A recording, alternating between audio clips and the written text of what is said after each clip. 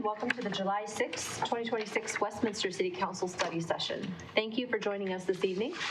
Please remember, our meetings are governed by the rules of decorum posted inside the chamber doors. We ask all attendees to maintain a respectful environment. No disruptions, threats, or audible expressions of support or opposition are permitted. Signs and placards are prohibited, and all attendees must remain seated in designated areas. Mayor Pro Tem Nurmela is absent this evening from the study session, and so we'll do a quick poll to excuse the Mayor Pro Tem. Yes. Yes. Yes. Yes. And yes. Thank you so much. Okay, we'll move on to City Council reports. Councilor Azadi? No, ma'am. No. Okay, thank you. Hi, it's been a while, and there was lots of stuff, but I wanted to kind of just focus on a few kind of more recent important ones. The first was that we had our Environmental Advisory Board meeting, which I printed out some stuff from there, and now I am struggling to find it. Here they are. Nope. There we go. The main topic of the discussion were ways to promote kind of water-wise gardens around the city. They were kind of talking about what other municipalities have done, and then also we discussed what I'm passing out. What I'm passing out right now, which is a survey that all of the board members or the participants on the advisory board filled out. You can see they kind of rated some stuff or ranked some stuff while also having just kind of some individual feedback. And again, topic of highest concern is often water conservation, especially right now. So it was a really fruitful meeting, and looking forward to continuing to share, what they produce around some of this stuff, and also, if we have anything that we want to throw as a council to them, I'd be more than happy to share that as well. City Manager Andrews and I got a chance to visit the City Park Rec Center or Fitness Center while it was closed over the last week. And I remember my first year, I thought it was just a week of vacation. My first year that I was exercising there, I was like, oh, how did you all enjoy your vacations? And they explained to me very thoroughly that that's not what they do while the center is closed there. Everyone's on call, so normally they take away their kind of typical shifts and they're all just there all day long, all week, working on facility updates, professional development, some of them getting their CPR certification. So it was a really great time, and had a chance to see everyone all at once there, which was really nice. Councilor Ireland and Johnson and myself were at the Westminster Chamber Government Affairs Committee meeting, and it was at the Church Ranch Event Center. And there were a lot of things we're kind of following up via email with staff on some questions that the event center and the chamber themselves had. And maybe once we kind of land on somewhere, I can give a more thorough update. But one of the main takeaways was they kind of wanted to host, or at least the chamber is looking to potentially host a kind of bigger meeting with event centers around the areas and the city. So as we kind of continue talking around some of these ordinances and some of these changes, that they can kind of have a chance to voice some of their thoughts as well. And then finally, I had a chance, just a quick highlight. I went to Green Gable Roofing Company ribbon cutting, and even though I initially thought they were just kind of replace your roof kind of company. They actually do a ton of I'm forgetting the word, but like if you had some sort of environmental impact, like a fire in your house, they actually do not only structural repairs, but they do remediation on they help you coordinate with other companies or workers on cleaning out your furniture, what's if there's any water damage, that kind of stuff throughout your house. So really wonderful business, and they're part of our chamber, which is really awesome. So just wanted to highlight them, and it was a great ribbon cutting because it was like 7 different companies that were there, and it was a good time. Thank you. Councilor Ireland. So CML was long ago, but I got great feedback from people that were so impressed with our city, especially right there by the Westin, all the boardwalk there and all the changes. Thought we had a beautiful city, so hopefully we'll get more business from that, Went to Wellness Court A shout out to Joni, who graduated, made huge life changes. It was so nice to see. Of course, I'm at the chamber meeting. I've also talked to some restaurant owners, and they're concerned about some other regulation and mandates that have come from the state that's making their business more expensive. So even a town hall with them would be nice, I think, with some of the restaurant businesses in our area to see what they're dealing with. Of course, I've talked about HOAs, having a town hall with them. And we've had some HOA issues. And I know that Councilor Azadi is trying to get through the HOAs, but the amount of time it will take to get through all of them when we keep having things come up. It'd be nice to have a town hall with all of them. Of course, I went to a flag raising ceremony where Paul Jurda spoke. He's very good speaker and enjoyed it. And then the North Metro Fire Department raised the flag. The police were there. So thank you very much, all of you that helped. I went to the splash party for the 50-year anniversary of Countryside Rec Center. Great turnout. The staff did an amazing job. I enjoyed that. I went to the city park, fireworks and concerts. Talked to many people there. They were from all over the country, I'm telling you. We had some people still there from the softball tournament, and they were very impressed with the city, and they were happy to stay for the fireworks. So it was a great event and brought in people from all over, especially people who had their event canceled, like in Colorado Springs. There were quite a few from there. So I'm glad the show went on. There was no wind, so it's great that we did that. Anyway, that was it in a nutshell. Thank you. Councilor Johnson. Yeah, thank you, Mayor.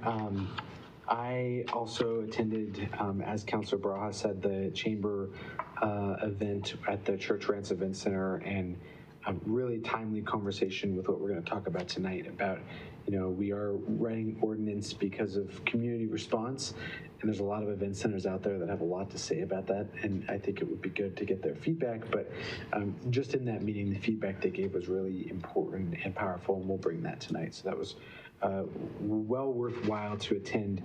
As Councilor Ireland said, you and our city manager did a wonderful job at CML, and the city itself was a great host, and we got nothing but positive feedback about our city, and a lot of people were really impressed with the way we do things, and it was, glad we could host it, hope to host it again, and I think everyone did a fantastic job, and particularly like the goats, which was a great addition, is baby goats. Every event, baby goats. Where's Eric? Top Taco, what seemed, despite the rain, was really successful, and that's activating downtown and seeing the way people get activated by those events and bring in people from hundreds of miles away to our city for a purpose. As Councilor Ireland said, with the fireworks, is a really good job by the city and by many of the downtown businesses and our partnership with downtown Westminster, but the rest of the city. And so that was a great event with a lot of success. And ongoing, I probably had a couple of special permanent licensing board meetings in between there, and those folks always do an excellent job. And finally, you and I got to attend the Rocky Flats tour, which was really valuable in learning about how the Rocky Flats Land Management Agreement is being upheld by the federal government. And we had great attendance from all of our neighbors, including Boulder and Arvada and this Jefferson County. And there's a lot of, really good work and partnership that continues in that area, but it was a reminder of that we need to be vigilant and continue to hold up our end of the bargaining around monitoring to make sure that we can give them the feedback they need to keep everyone safe. Thank you. Yes, lots to cover. So I just, big thank you to staff for how incredibly well the 4th of July event went. I heard that it's a higher turnout than ever before, so that's really wild. And thank you to everyone who brought the concerns about whether we should have the fireworks display, because we really took that seriously, with the ongoing drought, whether or not this was the right call. And I know our fire chief did a lot of work with our our neighboring fire chiefs to have those discussions, as well as with our engineers and city planners. And it was interesting because it was explained that fortunately for our city, due to the fact that we just finished the Dry Creek restoration project, that provided irrigation throughout the area that they were going to hold the fireworks in, which meant that this fireworks show was actually safer than ever before. Oh, and I see a former fire chief, Doug Hall, right here in the audience. How you doing? But that was really good to know that this was actually safer now than it had ever been. And of course, we had our professional fire staff on hand in case anything happened. And that is the real value of providing the fireworks show, is bringing everyone together to celebrate together, so that it really reduces the impact of everyone going home and celebrating on their own, which is much more dangerous. So that went really well. So thank you for that. As was already mentioned, CML was a really great success. I'm really proud of all the work that Westminster put into that. We had several different panels that were held by our Westminster representatives and city staff, and our chief of police and our fire chief. They all did a great job. We also had panelists from our engineers. We had, gosh, I'm losing track of folks, really. And Jody did more than one panel. I think he did 3 total. So it was a great time, and it was nothing but really positive feedback. And a shout out to everyone who's been working on the new downtown for decades. We did that downtown tour. It was very successful. There are more attendees on that mobile tour than I think there often are in annual CML events. And then, apologies, my brother is constantly calling me. And what else do we have at CML? We had a lot of, Jody and I did our public engagement panel, and that was really successful as well. I got lots of good feedback, so that was really exciting. And then I wanted to call out the Sparkle Girls tournament. It was my first time getting to throw the first pitch. That was a really incredible event. Holy cow, are there a lot of folks that come from all over the world to that event. I had no idea how many areas that draws from, not only just all over the country, but Japan and South America. It was just amazing. And there was a moving tribute to an Arvada firefighter who was lost recently, just September of last year, due to cancer from the line of work that he's in. And so just a very beautiful tribute, and I was really grateful that his whole family was able to be there for that moment. With that, I just want to give a shout out to our staff as well on the beautiful landscaping throughout the city. I've noticed that all the water-wise gardening is really starting to pick up. The plants are starting to open up and bloom, and there's been a major reduction in water use, as we already know, to this giant garden in the front of City Hall, but also all over. I've noticed it throughout the city. It's just looking beautiful. So I know that the folks who are hands down in the dirt, I just hope that they get to hear part of this too, that they do a really great job. So with that, City Manager. Mayor, thank you. I do have a report this evening. And follow up to your point on water-wise landscaping. Those of you who haven't gone yet, we got great feedback from our Colorado Municipal League attendees around Big Dry Creek and walking that, and all water-wise landscaping that's been reestablished. And although there's some irrigation to have it take root, once it takes root, that gets turned off. So that would be a significant water savings for us, as well as the City Hall demonstration front lawn. I wanted, before we go to our next slide, I want to affirm that this year's fireworks events that the city put on, the professionally established ones, did have record participation. We had over 17,000 people come to City Park to watch our fireworks. And one of the things the chief noted, of course, is we're not a mountain abutting community. And as you mentioned, Mayor, we had a very, very strong set of parameters in place that did allow us to do that, and it did reduce the number of folks that would be having wanted to do fireworks themselves. Great risk in a dry environment. So overall, a big success. Okay, next slide, please. And that is it. I do want to give a shout out. It takes a lot, not only to deliver the fireworks itself, but to have it be a very safe event for our community. And a particular shout out, if I could, to Police Commander Jim Buckner, who arranged all of the police efforts to have it be such a safe event this year. To our Fire Lieutenant Tim Guthrie. Tim, thank you for having it also be a great and safe event. And our Parks, Recreation, and Libraries lead Alex Reeves and Leah Krumpholz. And so a rare shout out, but it was a landmark 4th of July celebration for us. We had over 40 food and community vendors for those of you there, and there's only one photo, and that's done by our in-house photographer, which is a great picture. You can check out more on our Facebook and Instagram site for pictures and updates on how it went on Saturday night. Next slide. I just want to pause and say, holy smokes, that photo, that's Westminster right there, right? That's Westminster. I mean, that looks like a New York Times photo. So just great job to the photographer. It's not AI. It's not AI, guys. That's right. That deserves a shout out. That's amazing. That's Christopher. That's who takes your pictures at the dais. And so next time you see Christopher, give him a shout out. Yeah, and I'm sure you're going to see some more of his work on our Facebook and Instagram sites. So please check those out. Next slide, please. All right, history's coming to life this weekend. Experience America's favorite pastime, the 1870s way. So the vintage baseball game is a free, family-friendly event that's presented by our very own Westminster Historical Society. So please do try and go Saturday, July 11th from 9 a.m. to 1 p.m. at Wolf Run Park.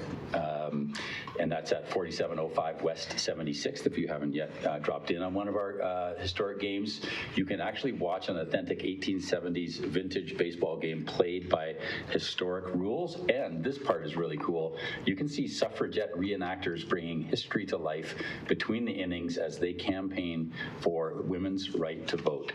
So you're going to get taken right back into the 1870s and feel like you're right there. So please check that out. Next slide, please. All right, I also want to announce this. This ties a little bit into a comment about supporting our restaurants, and we will follow up, Councillor Ireland, on your suggestion around a direct outreach.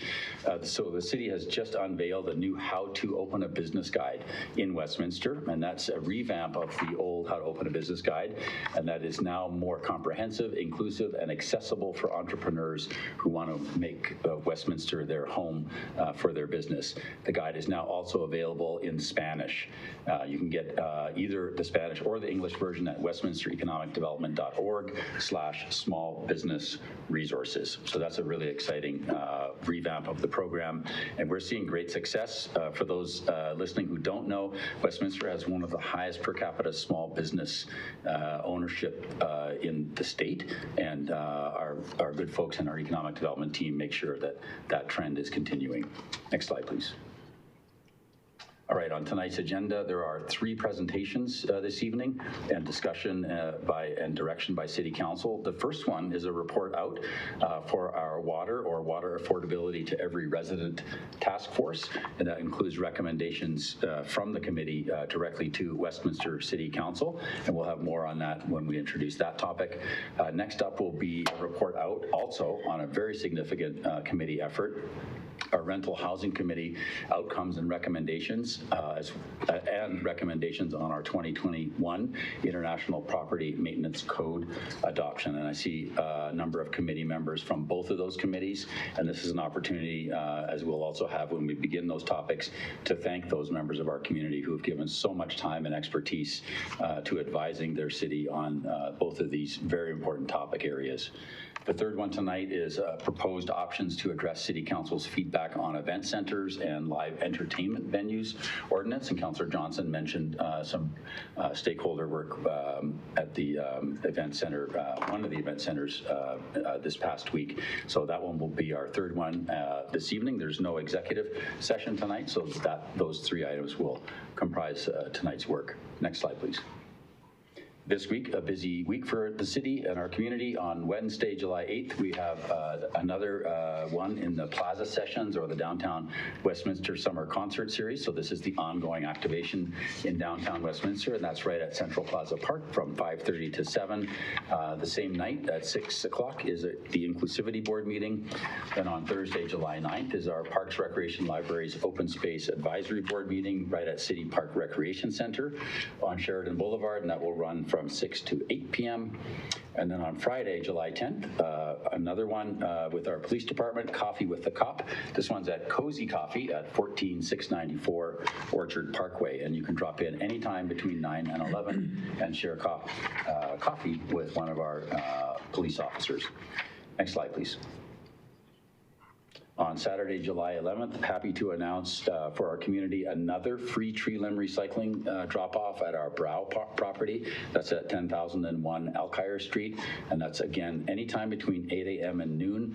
Residents are welcome to drop off free drop-off of tree limbs that have fallen in recent storms or that they've taken down for safety reasons. Just bring those by. We will mulch them up and provide them back to the community free of charge at our mulch site on Westminster Boulevard, which is also free. So drop them off for free and pick up the mulch for free. Also on Saturday, July 11th is the baseball game that I mentioned. That's the vintage baseball game. That's at Wolf Run Park. The address for that is 4705 West 76th, and that game starts at 9 a.m. The second in the series of our contractor licensing and building code update work. That's part 2 right here at City Hall. That's also on Saturday. That will run from 9 to 10 a.m. That's open to the public, as well as all of our stakeholders. On Sunday, July 12th, again, another activation in downtown Westminster. The summer yoga series continues at Aerostat Park from 9 to 10 a.m., and that's at 5750 West Central Avenue, right in our brand new park. Next slide, please. For our next meeting of City Council, that's on next Monday, July 13th. That's a regular meeting of City Council. There will be one proclamation. That's for Disability Pride Month. There's one item on consent agenda, and then we have some public hearings that night. The first one is a public hearing for an official development plan for the Pros Uplands Filing 3, Block 1, Tract A, Block 3. So that's an uplands development. Next will be public hearing and first reading of Councilor's Bill 22, and that's a comprehensive plan amendment and consideration of a preliminary development plan for Mandalay Gardens. And then there's a public hearing on the 2026 Community Development Block Grant, or CDBG, Annual Action Plan, and first reading of Councilor's Bill 23 regarding the supplemental appropriation of those CDBG grant funds. Next slide, please. Also on new business is a first reading of Councilor's Bill number 24, amending the Westminster Municipal Code regarding the keeping of chickens. Next up will be first reading of Councilor's Bill 25, amending the 2026 budget with an authorization for a supplemental appropriation from the 2026 estimated revenues in the fund, accepting Jefferson County's Emergency Communications Authority funds through an IGA, or intergovernmental agreement. So this really that's a lot, it's a mouthful, but it's really to accept grant funds from Jefferson County for emergency communications. Next will be first reading of Councilor's Bill to provide for traffic regulation through the use of speed cameras. So this is a high priority item for our City Council and our community, and so we're bringing that back on next Monday for first reading of a bill to enable us to bring our speed cameras into effect in Westminster. Next up will be first reading of Councilor's Bill regarding supplemental appropriation of repurposed capital project funds. This is follow-up to Council's work identifying project savings in our capital work to reapportion those for strategic plan outcomes and tasks implementation. Next up will be first reading of Councilor's Bill updating Titles 1, 6, and 10 of police regulations to align with Colorado state statutes, and this is part of our ongoing work to amend our own regulations to match the state statutes. Next slide, please. And finally, in post-meeting that night, there will be 2 presentations. One will be on child care provider property tax rebate program. So this is a City Council priority. We are coming back to you with a report and next steps for that property tax rebate program. And then also proposed ordinance to exempt infant formula, diapers, and feminine hygiene products from the city's sale and use tax. Next slide, please. As always, please do use our Access Westminster app or go directly to report it at the website, westminsterco.gov, Access Westminster. Give us a ring at 303-658-2400. Hit our website, which we are continually updating daily, westminsterco.gov. And of course, please do look at our transparency portal, westminsterco.gov 903 transparency. If you have any questions about how the city is spending its funds, you will find all the answers there right down to the dollar. That's all I have, Mayor. Thank you so much. Questions or comments on the city manager's report? I have a quick question, which is the tree limb recycling events. How busy do those usually get? Are they well used?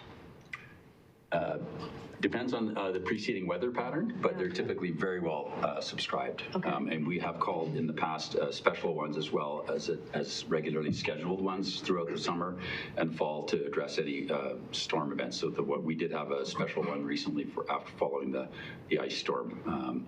But they're typically very, very well attended. And it's a great outcome because we then produce mulch for homeowners to come and use for their own purposes. So it's a full cycle. Win-win. It's a win-win for us and for our community. That's good. It means the word is getting out. They know where to go. Okay, that brings us to this evening's presentations. City Manager, would you like to introduce our first presenter?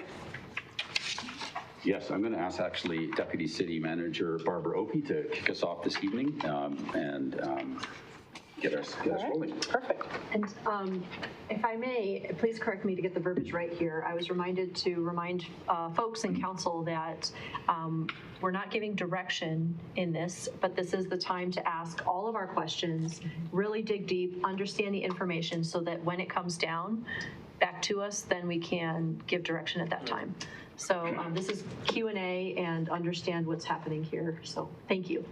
Mayor, thank you. And I can confirm, working with the team this afternoon, we do have a follow-up session scheduled for August 3rd. Yes, I was going to And Barbara's going to cover that. So It's all good. It's all good.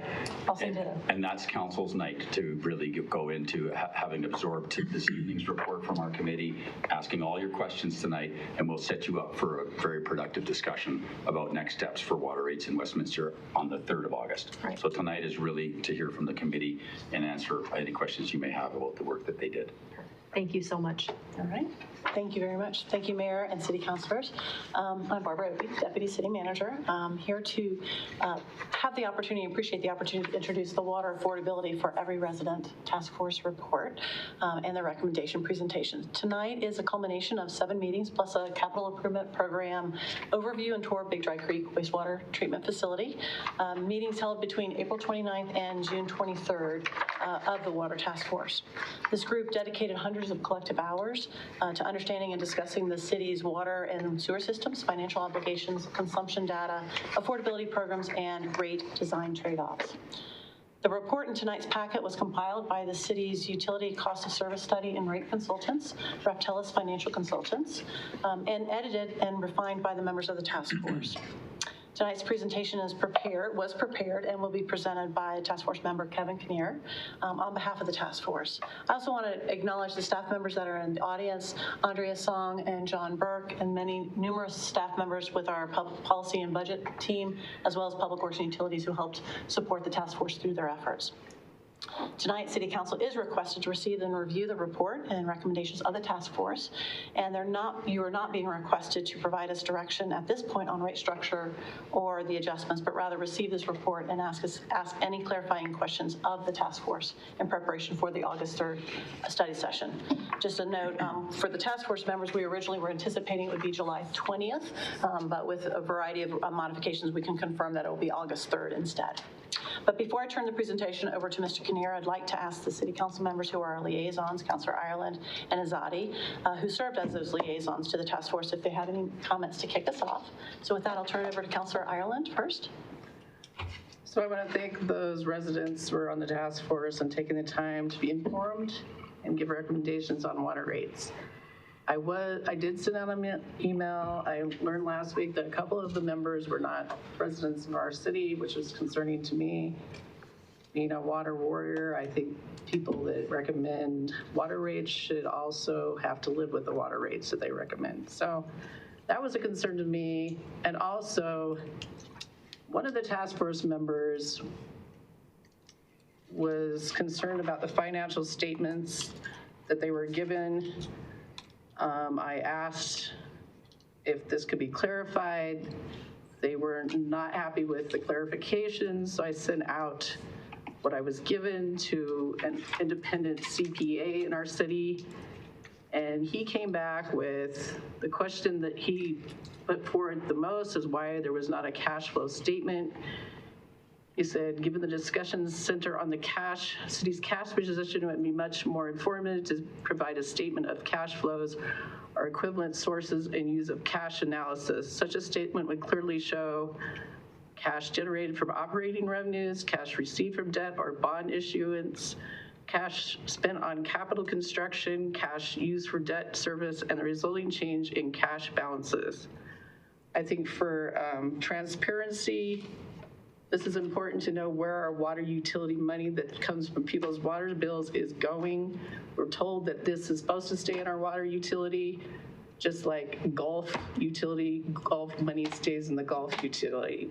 So if we could show this and clear this up, this would be the best way to move forward, because it's hard to do water rates when we don't know if all the money is in the utilities. So if we could clear that up and have a cash statement of where the money is going, be greatly appreciated. And I think that's the best way to move forward.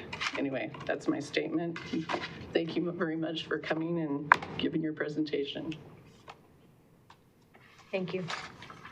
It's my turn? Yes, sir. Thank you so much. I wanted to just start off by saying that I have a few minutes if everyone would just give me some room to speak to this. Staff, number one, Andrea Song and Barbara Opie and the rest of staff, you guys did such an excellent job.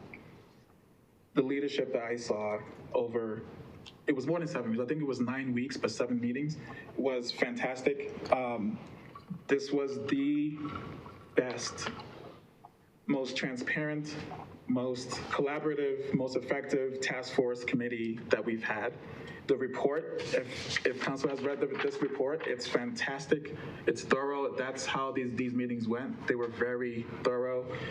The community members, so all of you, so all 9 of you, not only am I just proud, but I'm just really excited, because I think this is really a spark for future committees. This is a new model, honestly. The diversity of the backgrounds of the task force members, right? 7 of them are Westminster residents. 2 of them are representative of lots of Westminster residents. To Councilor Island's point, they may not be residents, those 2 may not be residents of the city, but they actually impact thousands of residents, low income, moderate income, property, multifamilies. So I'm just so happy and proud that all of you have been part of this, and that you've had a voice. So thank you so much for that. You know, the goal of this task force was to increase public trust and understanding, right? We have a very complex water system, billion-dollar asset, right? It takes a lot of months, usually years. Director Opie Deputy City Manager Opie can attest to this. It takes probably years to actually fully understand how the system works. And these guys did it in 7 meetings. I think the average was 2.5 hours. Some of them went 4 hours long. And just the ability to take that on and to fully understand it, and then use that knowledge and actually collaborate and figure out and design rates, right? With affordability in mind, with sustainability of the system in mind, financial stability, operational stability, but also the people, right? The people are looking for some relief. from an affordability standpoint. So this is the first time we've had a resident-led community task force that determine what the water rates should be. And I think all of staff should be super proud, and all of the community members should be super proud of that. To Councilor Ireland's point about the accounting, there is no mystery. Staff provided a super thorough answer to the question of, do we take profit? The answer is no, it's not profit. We've answered that for years, and there is a formal response that staff has given us that I trust staff, I trust what they've given us, and I think from a standpoint of follow-up questions, I think they already have an answer to your questions, Councilor Ireland, on the accounting and what the accounting means and how the accounting works. But I wanted to thank the finance team for that response. It's been years of this question of profit or not. We don't take profit. It's a enterprise fund, and they explained what that means.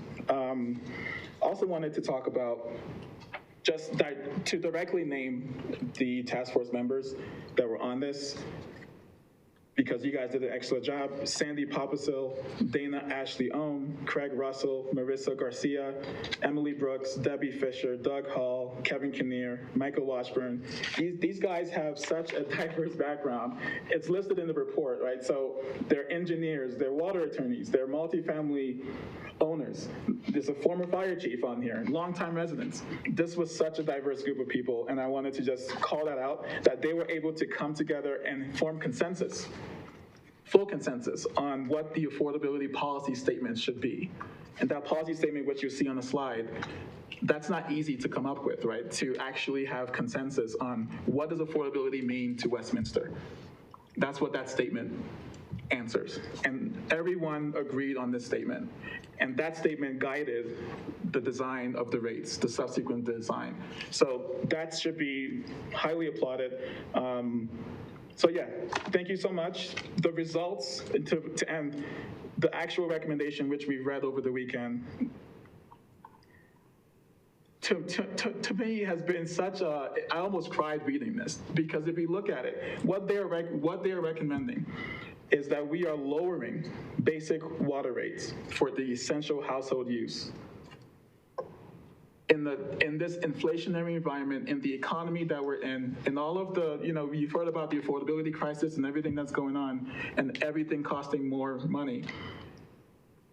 They looked at the data and they said these tiers, the first two tiers, not just for single family, but for multifamily, right? We carved out a whole new class of multifamily, which is a new design.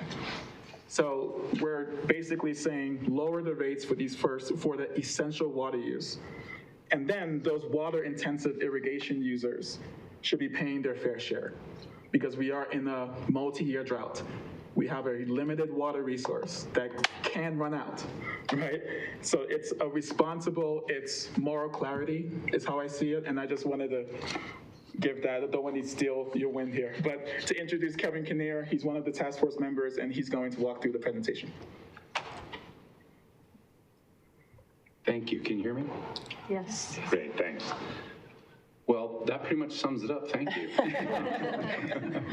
No, first off, it was a privilege serving on the task force, so thank you for appointing me. I think the other task force members feel the same way. We had a lot of engagement and some lively discussion, which shows the diversity of thought relating to water rates and water use in the city.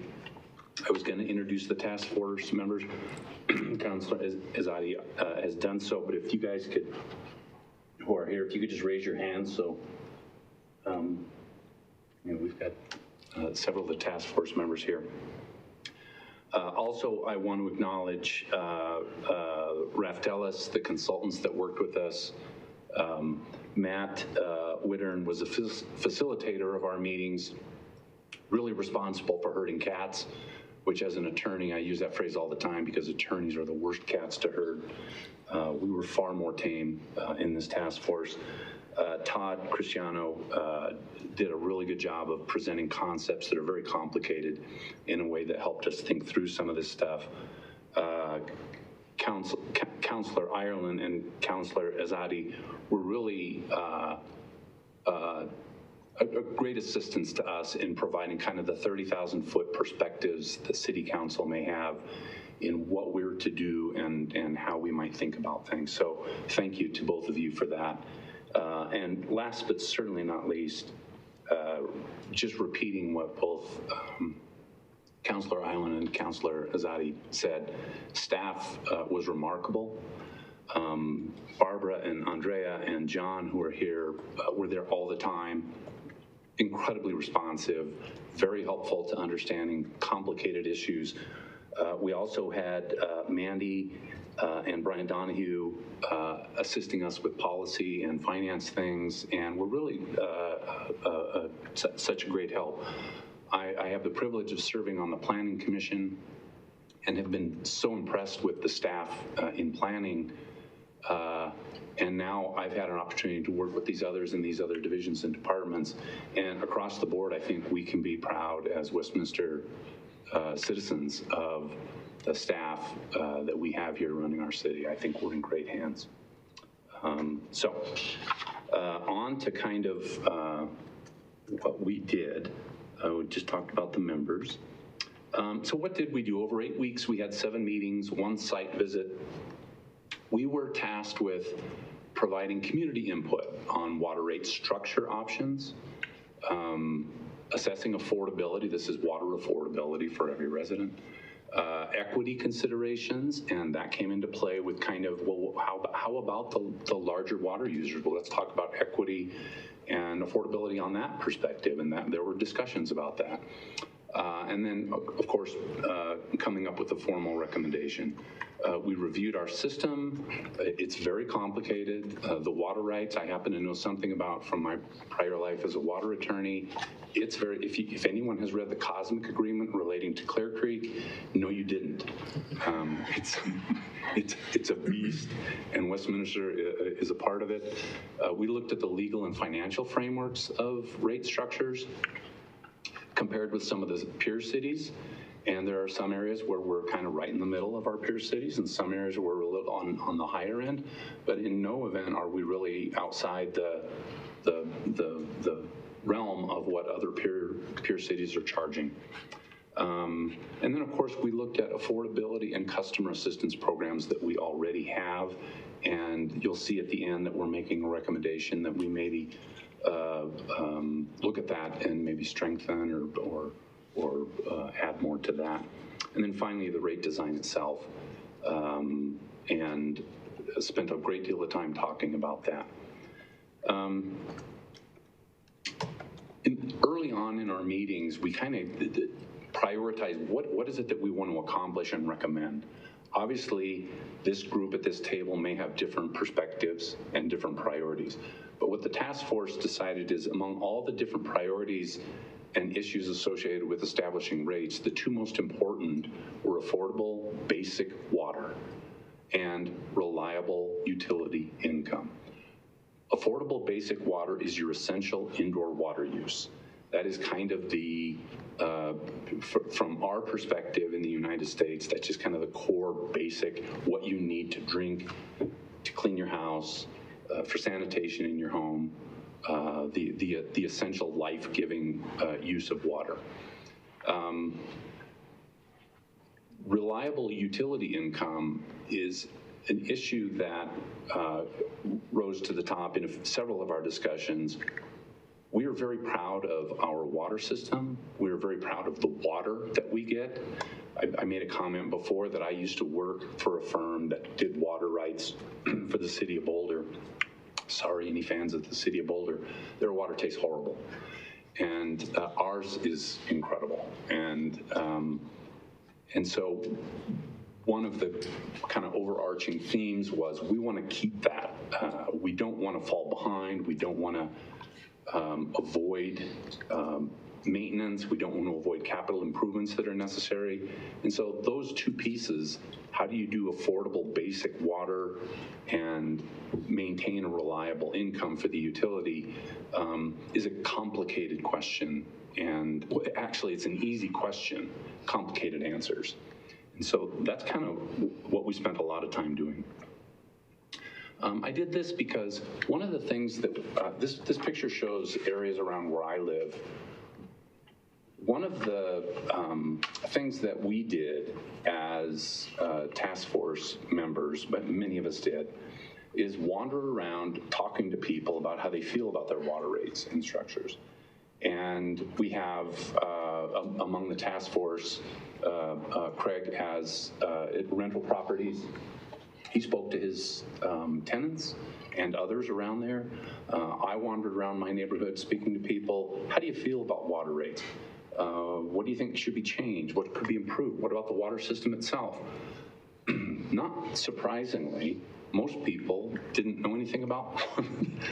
I just pay my bill. I don't know. Some people were price sensitive. Among the pricing discussions that we had, and sometimes heated discussions that we had, were when we talk about outdoor irrigation use especially, we have the basic indoor use. Nobody disputes that's critical, and affordability on that level was not highly debated at all. But when you start talking about the outdoor use, now we're talking about concepts of, do we have concerns about if our pricing for water becomes too expensive, we're going to have brown lawns. It's going to be a burden on long-term homeowners, especially elderly, who are on fixed incomes. And kind of the aesthetic and trees, we're a tree city, that was brought up, and concerns about not being able to handle these kind of concerns if we make our water rates too expensive. And so as a mediator, I always try to expand the pie. In this case, we don't really have much expanding pie going on. We have to raise a certain amount of income to provide operation and maintenance, service our debt, and provide capital improvement, and then have a reserve. We just have to do that. And so the question is, how do we do that?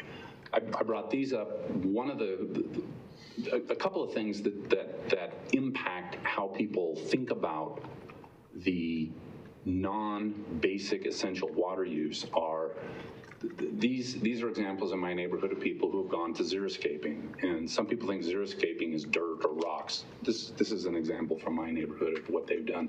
They don't really have water bills at these homes anymore after these lawns were established. And so that's how they dealt with their water bill conundrum. They didn't want to pay $250 a month in the summer for their water bill, so they did this instead. That's not a solution for everybody. The other kind of dichotomy that we have is we have a lot of residents who live in kind of the original neighborhoods that are not governed by an HOA. And so what they can and cannot do with their lawns is a little bit different and more lenient than what someone, like I live in a community governed by an HOA. And if you let your lawn go brown or die, you're going to get a letter from your friendly HOA board.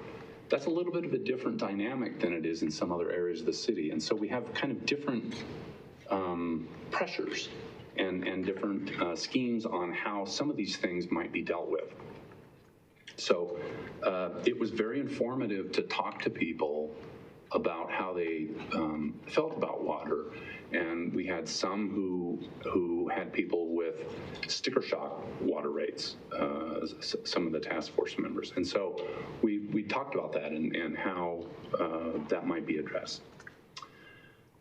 One of the things that comes of all this, and I alluded before, that we need to cover operations and maintenance. We need to cover debt service. We need to cover capital improvement projects. And we need to have a reserve. This is a printout or a snapshot of financial planning model that we used with the assistance of the Raftelis group, who designed the model. I better not say that. I think they designed the model. Anyway, they presented the model. Need to be careful. In any event, they let us play with it in a closed environment. And what comes from this and playing with the model is, when you make a change somewhere, it has impacts everywhere. And so if you increase the rate increase, it will have an impact. How much you change that has an impact. Are you covering your debt service? Are you covering O&M? Are you covering the planned capital improvements? And are we maintaining a sufficient reserve? The importance of these things are, A, capital improvement is maintaining our system, improving our system so that 10 years from now, instead of having a $5 million project, we don't want to have a $50 million project. We want to stay on top of that. We don't want our reserves to fall too low, or that will hurt our credit rating, so borrowing money becomes more expensive. These ideas are not unique to this water rate structure. You guys deal with this stuff in a lot of areas in the city, but it is especially poignant here when you make a small adjustment in what an increase, percent increase might be, or a modification to capital improvement budget, or any of these elements, and you just make that change in the spreadsheet, or let's reduce our reserves a little bit or increase reserves, has a big impact across the board. So that's one of the things that we did, is looked at how these things relate to each other and the impacts that one change has on the others. And we all survived that day, by the way. No, we didn't lose a single workshop member that evening. I want to get at this point to kind of what our primary recommendations were after these discussions about rate design and discussions about what we have to do and what our kind of nut is, if you will, what we have to bring in. We made two primary recommendations, and then we'll have some sidecar recommendations that I'll just discuss at the end. One was to change our current 3-tier structure to a 4-tier structure. Essentially what we did is cut the first tier, which today is 0 to 8,000 gallons per month for a single family customer, into two pieces, 0 to 4,000 and 4,000 to 8,000. Then tier 3 and 4 are the same use levels as they are. Our proposal would be the same use levels as they are. The rates would change. The reason we are recommending this, and I want to step back a second and say, while we did have consensus, we did not have unanimity. It's an important distinction. There are people who would have come up with a different proposal, but in the end, we had consensus on presenting this as our recommendation. So with that caveat, what we've tried to do here, the 0 to 4,000 is important and it's meaningful because the average indoor single family use per month is right around 4,000 gallons. So what tier 1 represents is, on a year-round basis, the amount of water that it, on average, the typical single family home in Westminster will use. This, under our proposed rates, would actually decrease a few cents per 1,000 gallons. So you can see if we were to go with our proposed rate of $4.16, and we have some examples in a minute, and the average single family customer uses about 4,000 gallons for indoor use per month. They're spending about $16 per month on water for their basic essential water needs.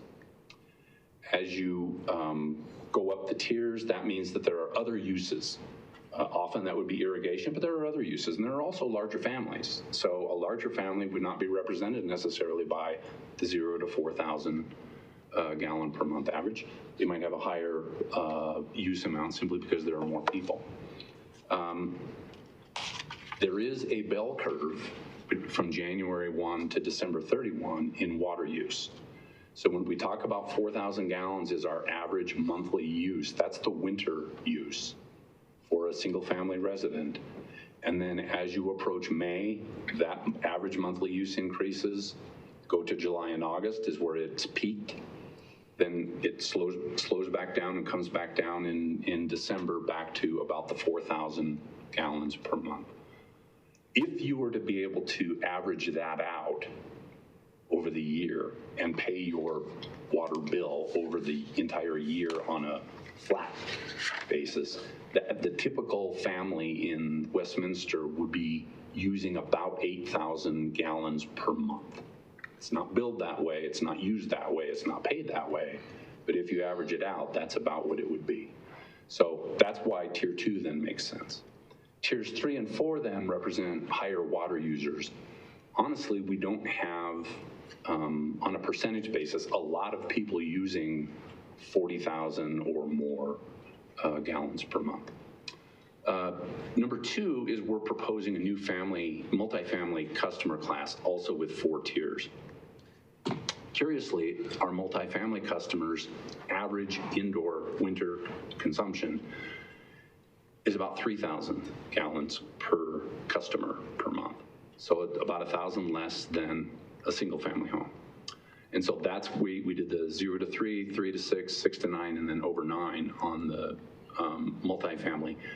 These rates are not very radically modified, and we didn't have the time or the data or the instruction to really dive into what should we do with multifamily and how to make multifamily customer more equitable with single family. Why would a family of an average multifamily customer using 3,000 gallons pay more than the average single family home customer using 4,000 gallons? If you do the math, if someone is using 3,000 gallons at $8.87 or $8.12, that's over $24, $25 per month for using 3,000 gallons. The 0 to 4,000 rate would be, like we said before, a little over $16 for a family of 4 using 1,000 gallons more. So there's a little bit of an inequity there, but just pulling multifamily out of the irrigation class and creating a new class is step 1 in evaluating what we might want to, what you might want to do with multifamily rates. So this is our proposal to kind of pull it out, create a new class, create a tier structure like we're proposing with the single family customers, and then more or less leave the rates alone, adjusting a little bit for the goal of kind of encouraging conservation. So this is a simplistic calculation of what would the impact be on a bill for the water consumption portion of your bill. Remember, your utility bill includes roadway fee, it includes stormwater fee, it includes sewer fee, it includes a base water infrastructure fee. Did I say that right now? Yeah. Thank you. So it's a big one. And then it's your water consumption. The only portion of your utility bill that is impacted by our work that we did on this task force is the water consumption part of that bill. This table represents what that would look like on your bill. So if you use 4,000 gallons in a month, today, your bill is going to be $16.80. Under our proposed rate, it would be $16.64, so a little, just slightly less.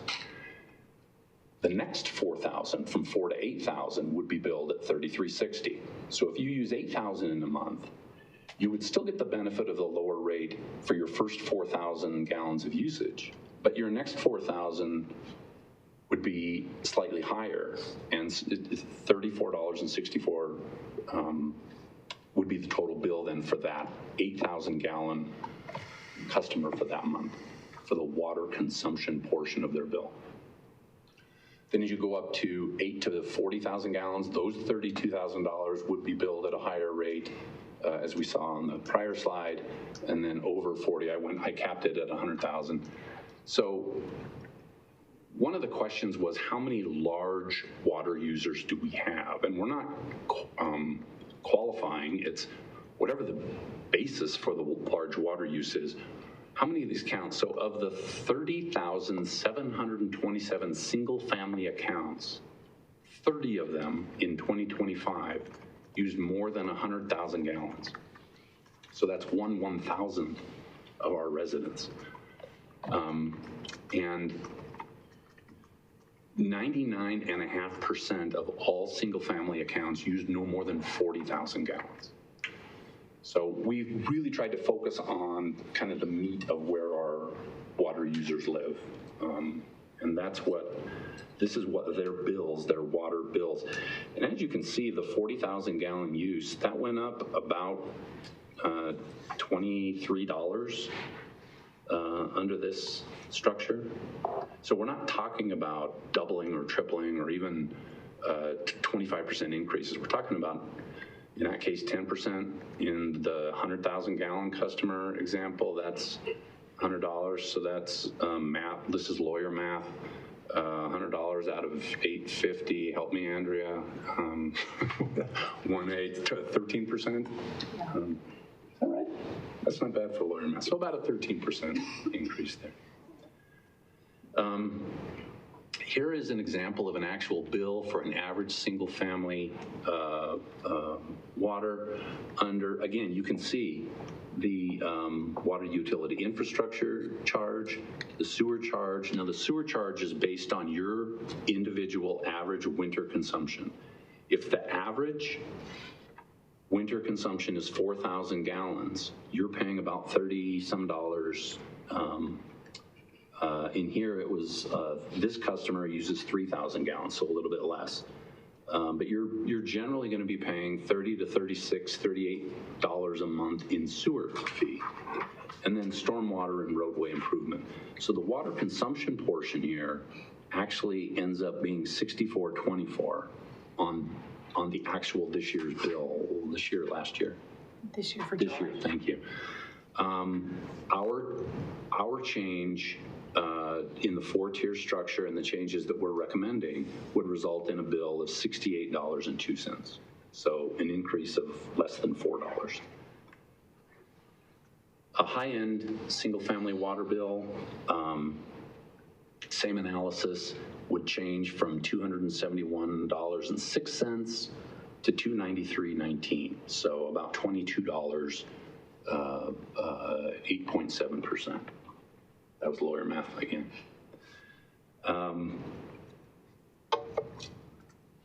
Okay, in addition to the tier structure, the adding the multifamily and its tier structure, and then the recommendation on the rates themselves, we have a number of what we call sidecar recommendations. And these are things that came up that we thought were important that City Council might want to think about going forward in the future. One of them is to create a new, well, first off, we don't yet have the multifamily class. So number one would be to create that class multifamily with the 4 tiers or however many tiers you would want to do. Number two is study water budget-based rates. Now, we do tiered rates.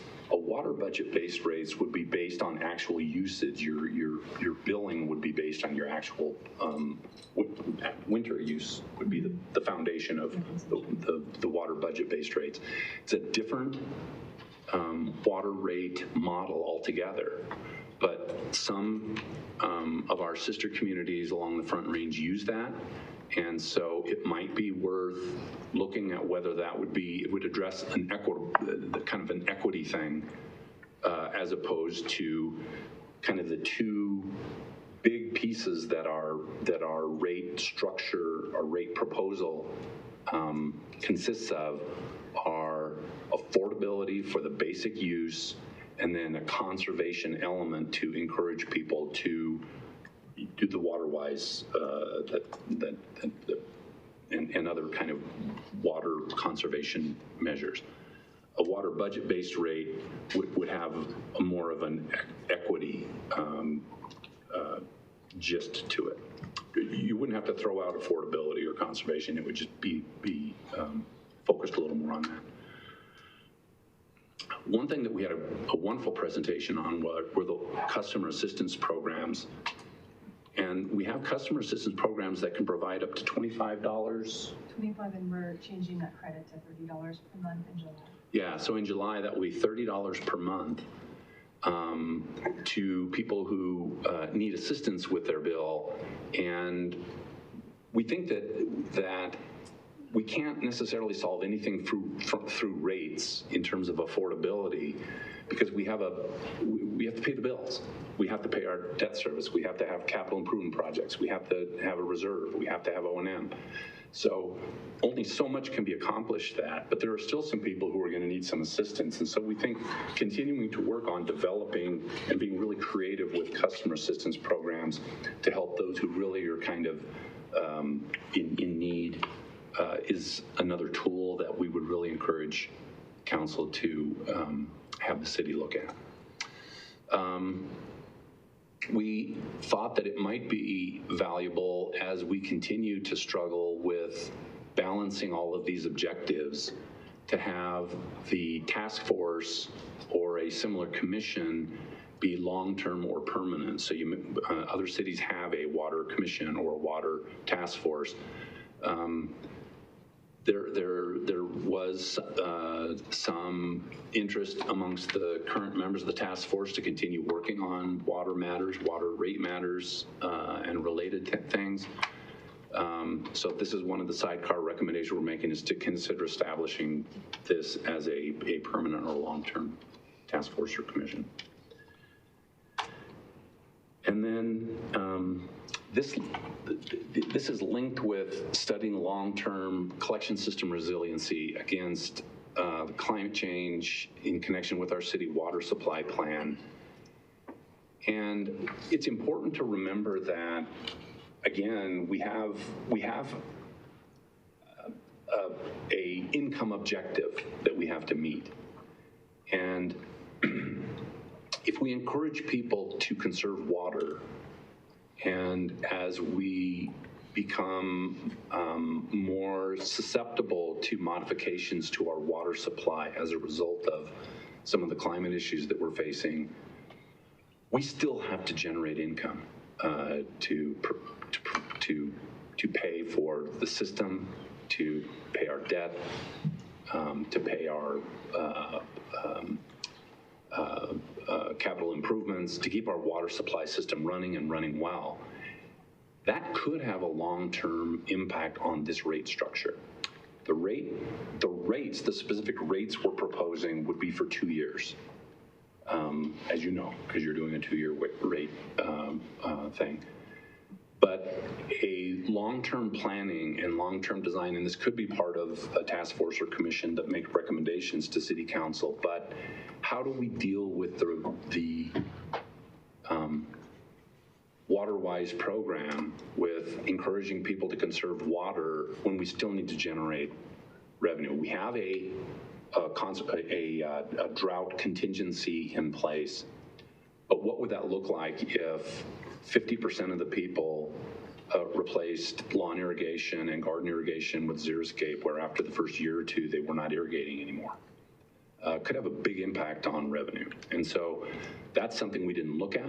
It's something we couldn't look at. You didn't ask us to look at it, but it obviously will have an impact on what rates will look like in the future going forward, and perhaps other elements of the water collection system and how that operates. So I'm sorry, I probably took too long. I am an attorney, that's it for the presentation. If there are any questions at this point, we'd love to hear them. Thank you so much for that very thorough presentation. Council, questions? Councilor Ireland? Well, I just don't know, like, protocol-wise, how would it, are we asking questions to Barbara, to the task force? If you'd like to manage them, you may, but. Yeah, we'd like to. Do you have questions for the task force? Yes. If the task force is willing, or and help answer the questions. And I think his question is more throughout this, do they normally, in the past, they've still gone through the mayor, but I mean, since it's the staff's, it's honestly not, either way is fine.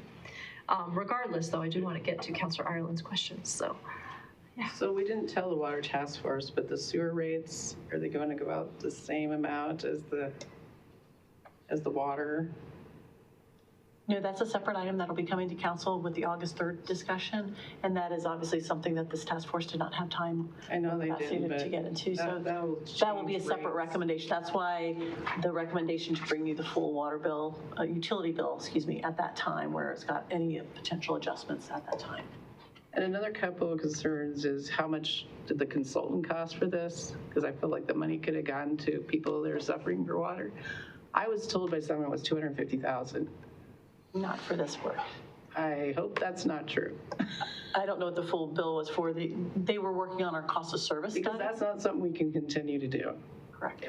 I mean, the staff can do it, but I can't see hiring a consultant to do it.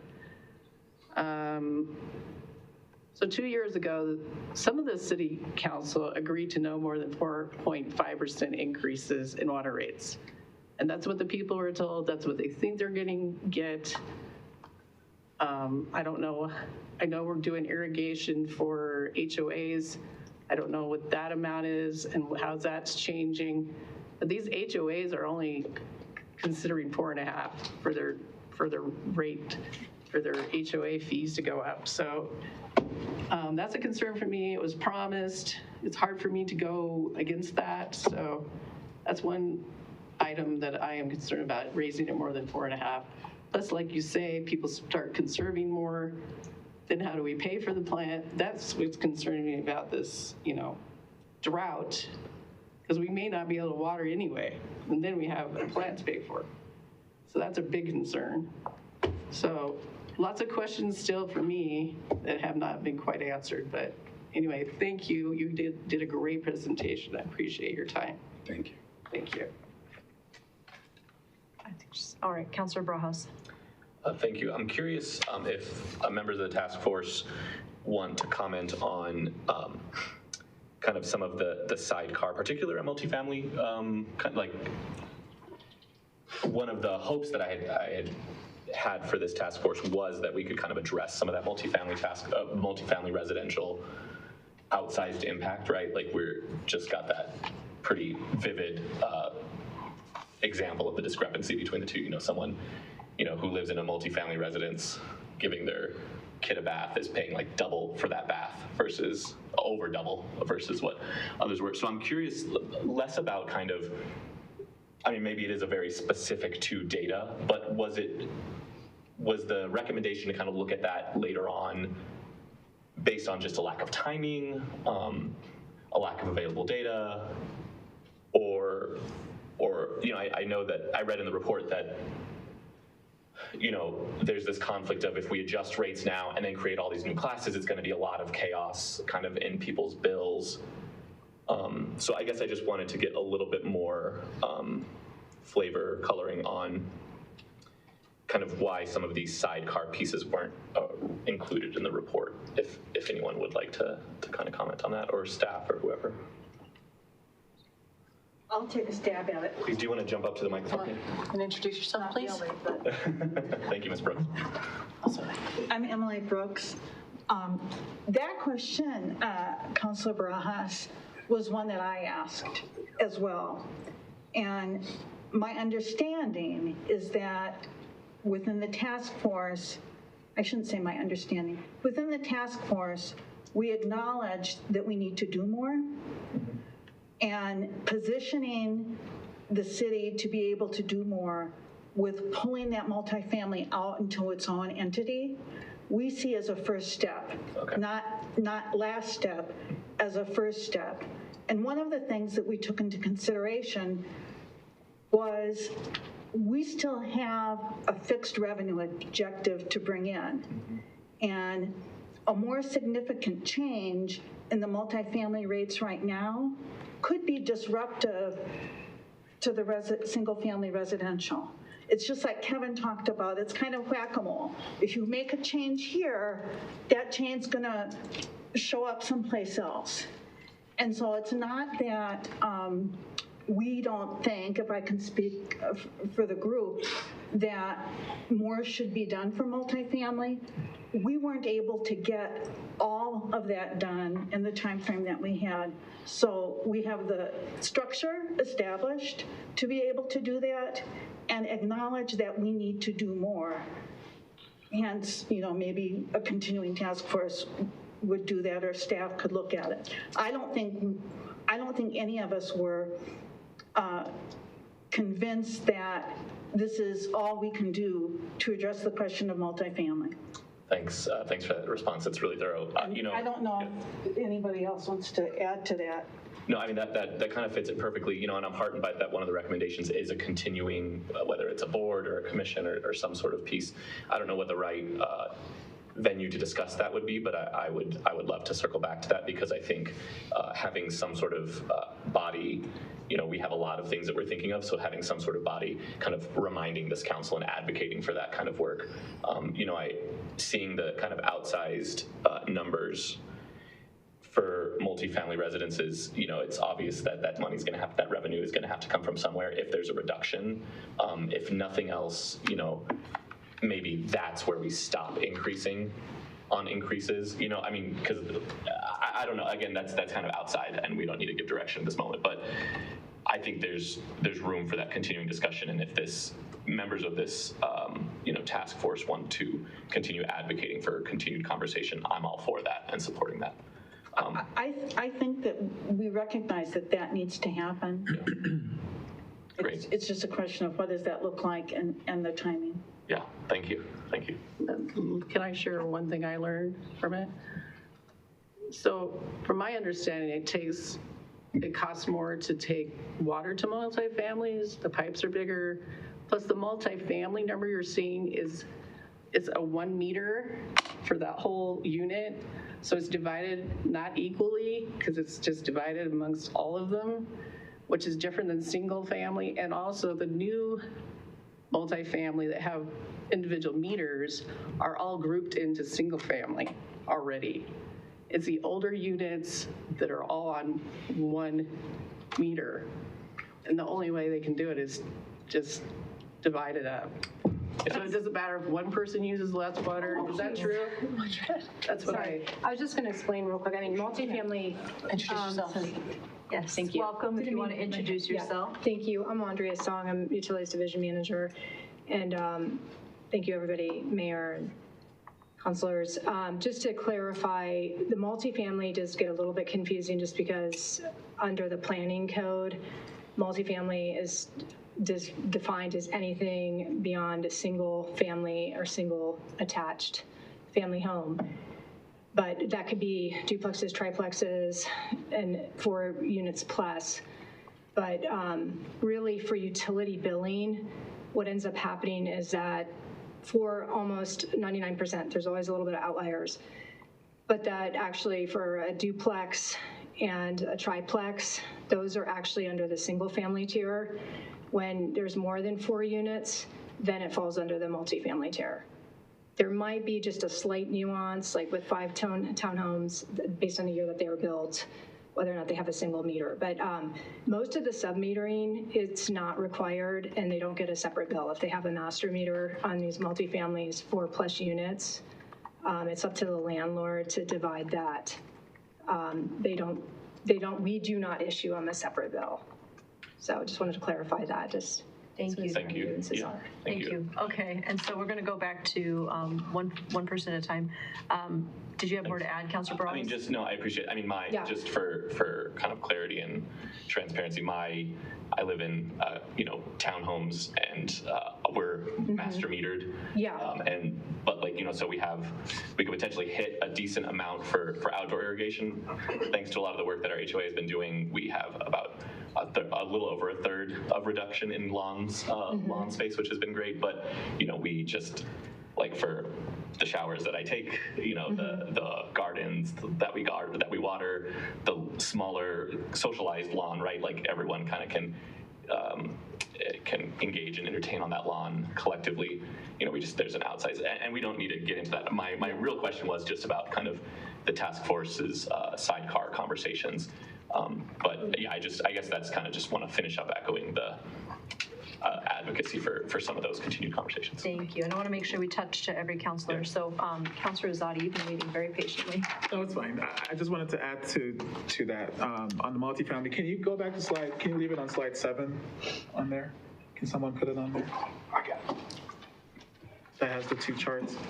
But what the task force did on multifamily, it may look like it's not much of a change, but those first 2 tiers actually, that's like a 9% decrease for tier 1, which is, like we talked about, indoor essential use.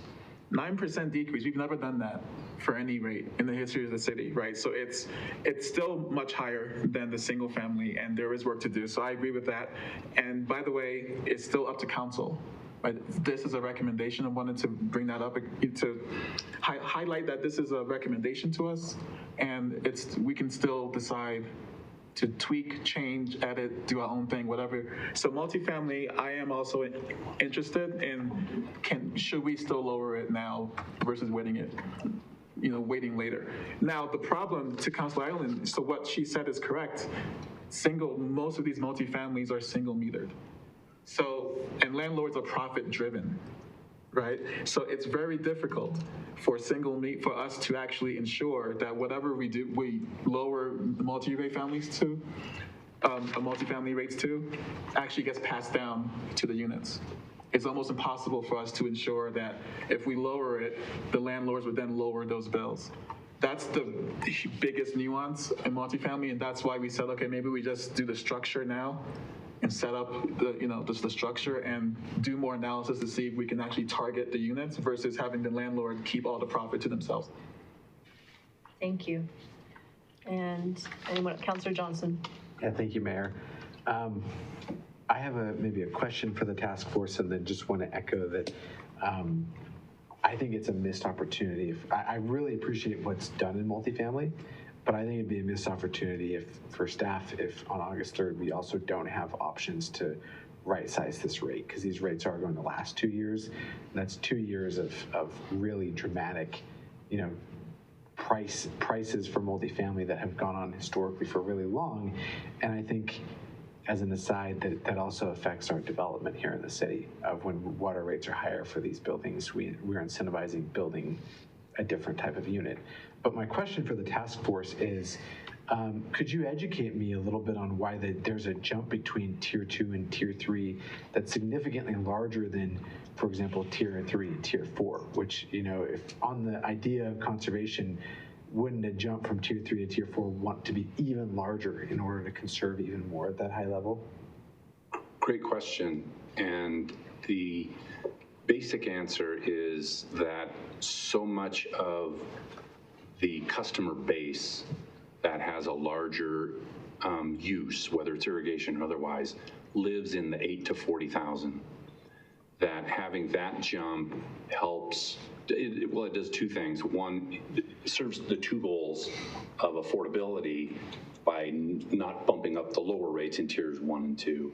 And so it's absorbed into Tier 3, largely Tier 3, because that's where the meat of the customer base is.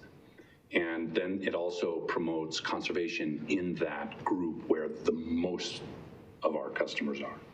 Like on that prior slide, 99.5% of our customers do not use over 40,000 gallons. So that's, if you want to have an impact on affordability and move it somewhere, if you move it to the over 40,000, you may not recoup that money, right?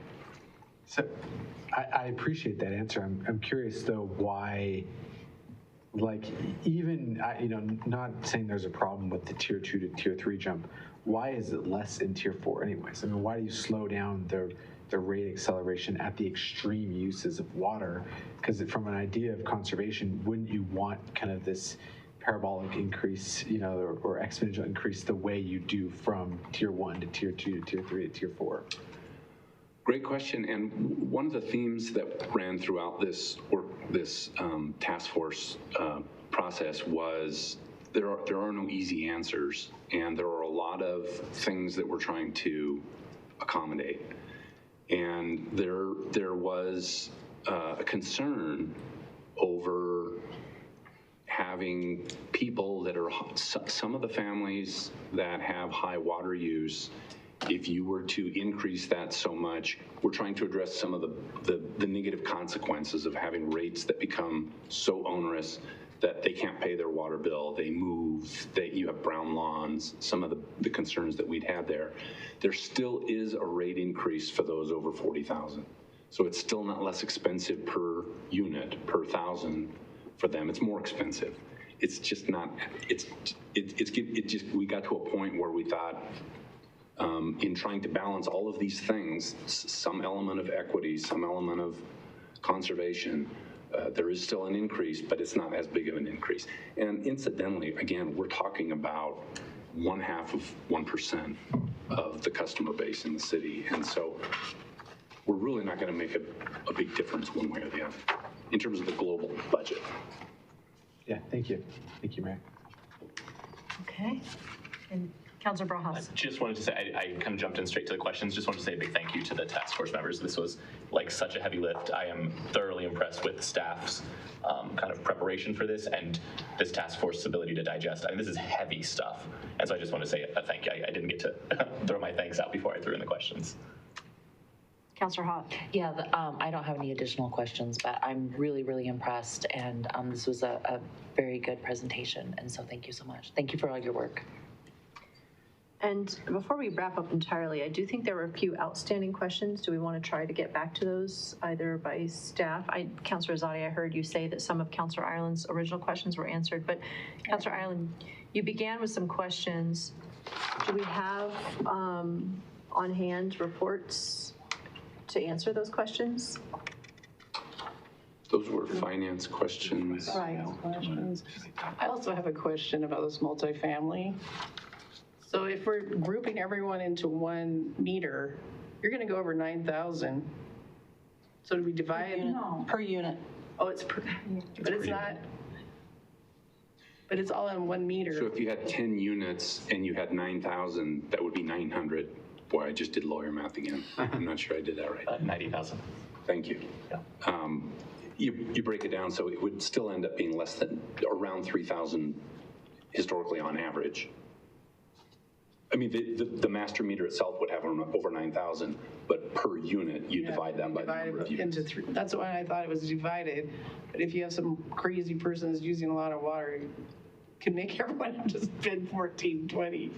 Anyway, it's a difficult, that's why, to me, I won't say more, but existing rates being on the same makes more sense that way, but.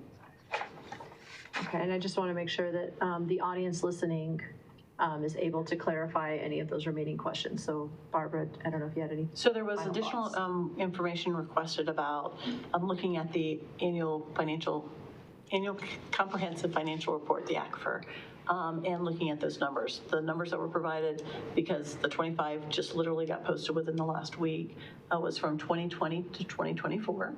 And the question was about a profit as when components were added back in.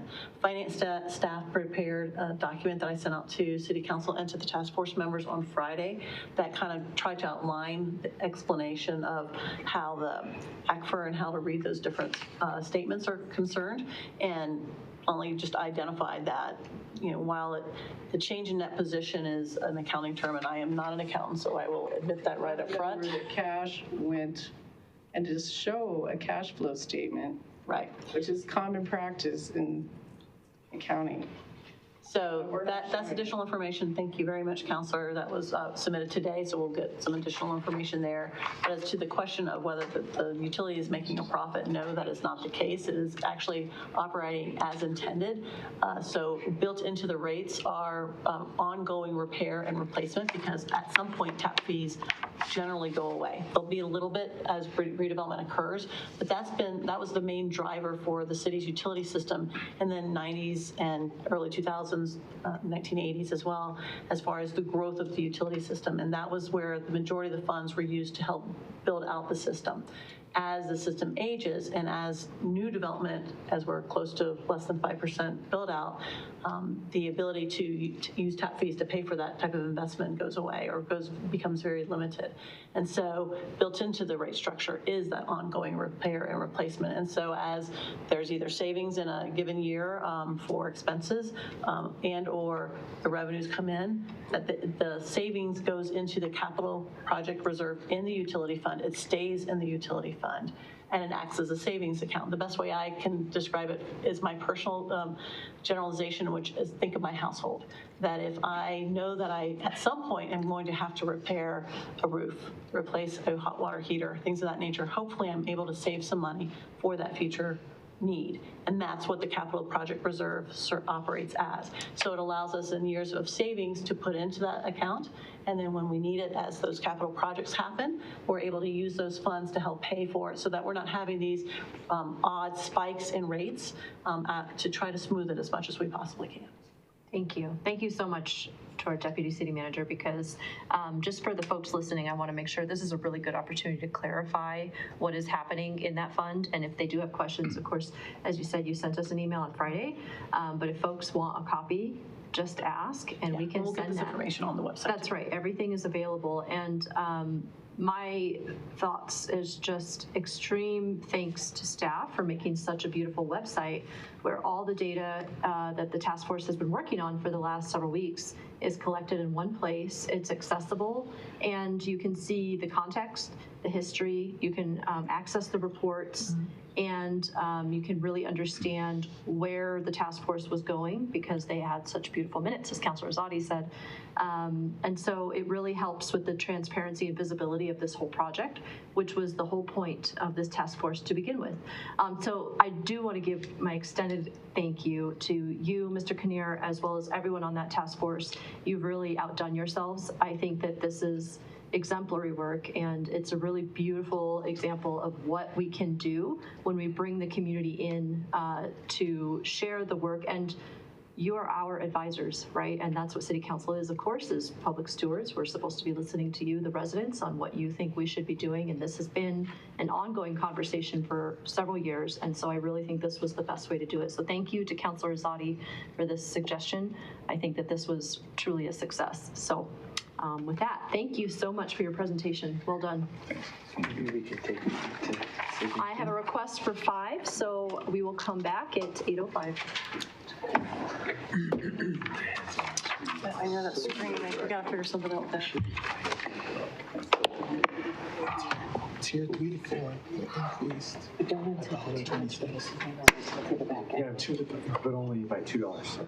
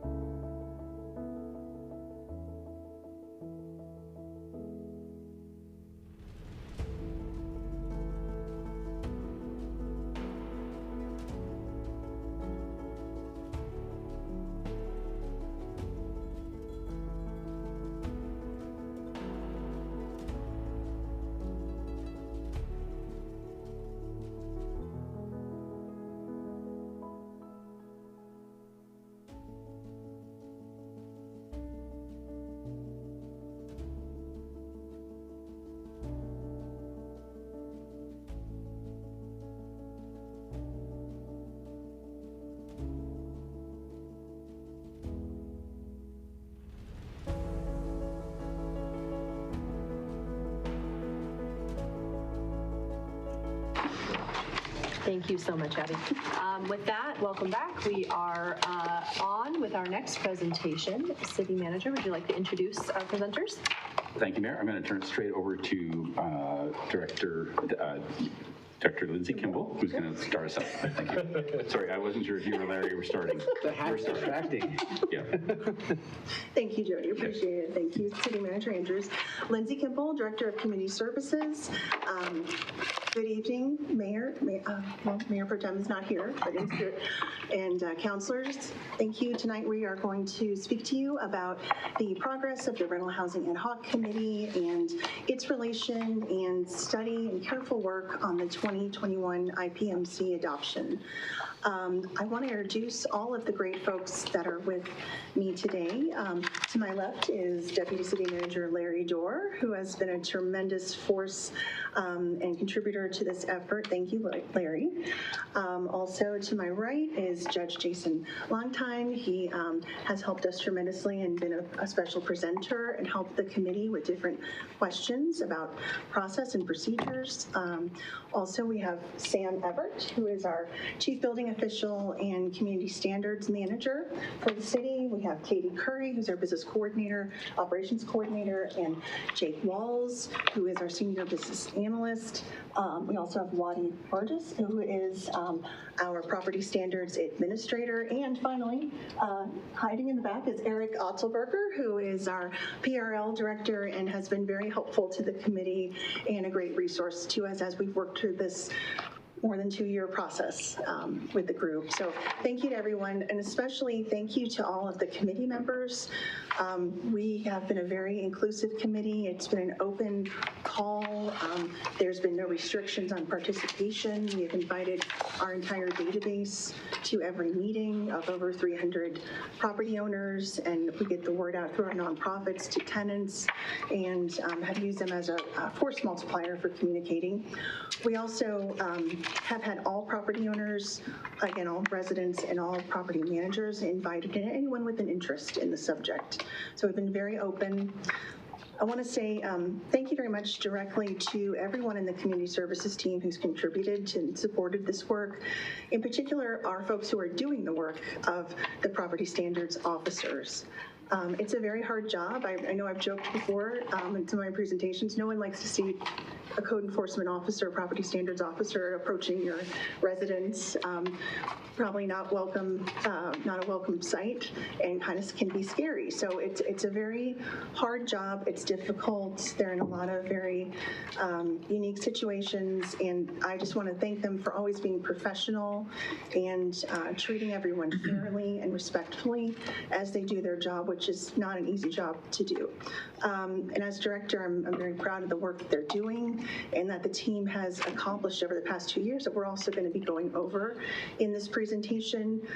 We've really done a transformation effort, and it's always hard work to climb and to make yourself better and to increase the professionalism.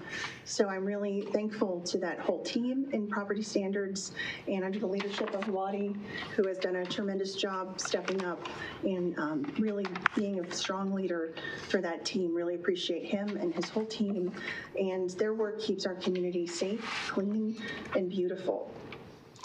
So tonight we are going to start off by giving you a little background. I won't, of course, read everything on the slide, but you can see all of the meeting dates and locations where we've met over the past 2 years. We've been in various locations. As you know, to us as a city with community engagement, it's very important to meet the people where they are. So we have varied locations that you can see. We've had remote participation available. Accessibility has been very important. We've always had childcare available for free, translation services, snacks. We've met on weeknights, weekdays, Saturday morning meetings, weekend meetings. We're trying to just mix it up around the city and times and places so that everyone would have a chance to participate in this. And you can also see the diverse range of participants, stakeholders, that we have engaged. And we started these meetings in 2025 with this larger group, more diverse group of folks, very open, of tenants, advocacy groups, landlords, to all sit down together in the same room at the same table and share their perspectives.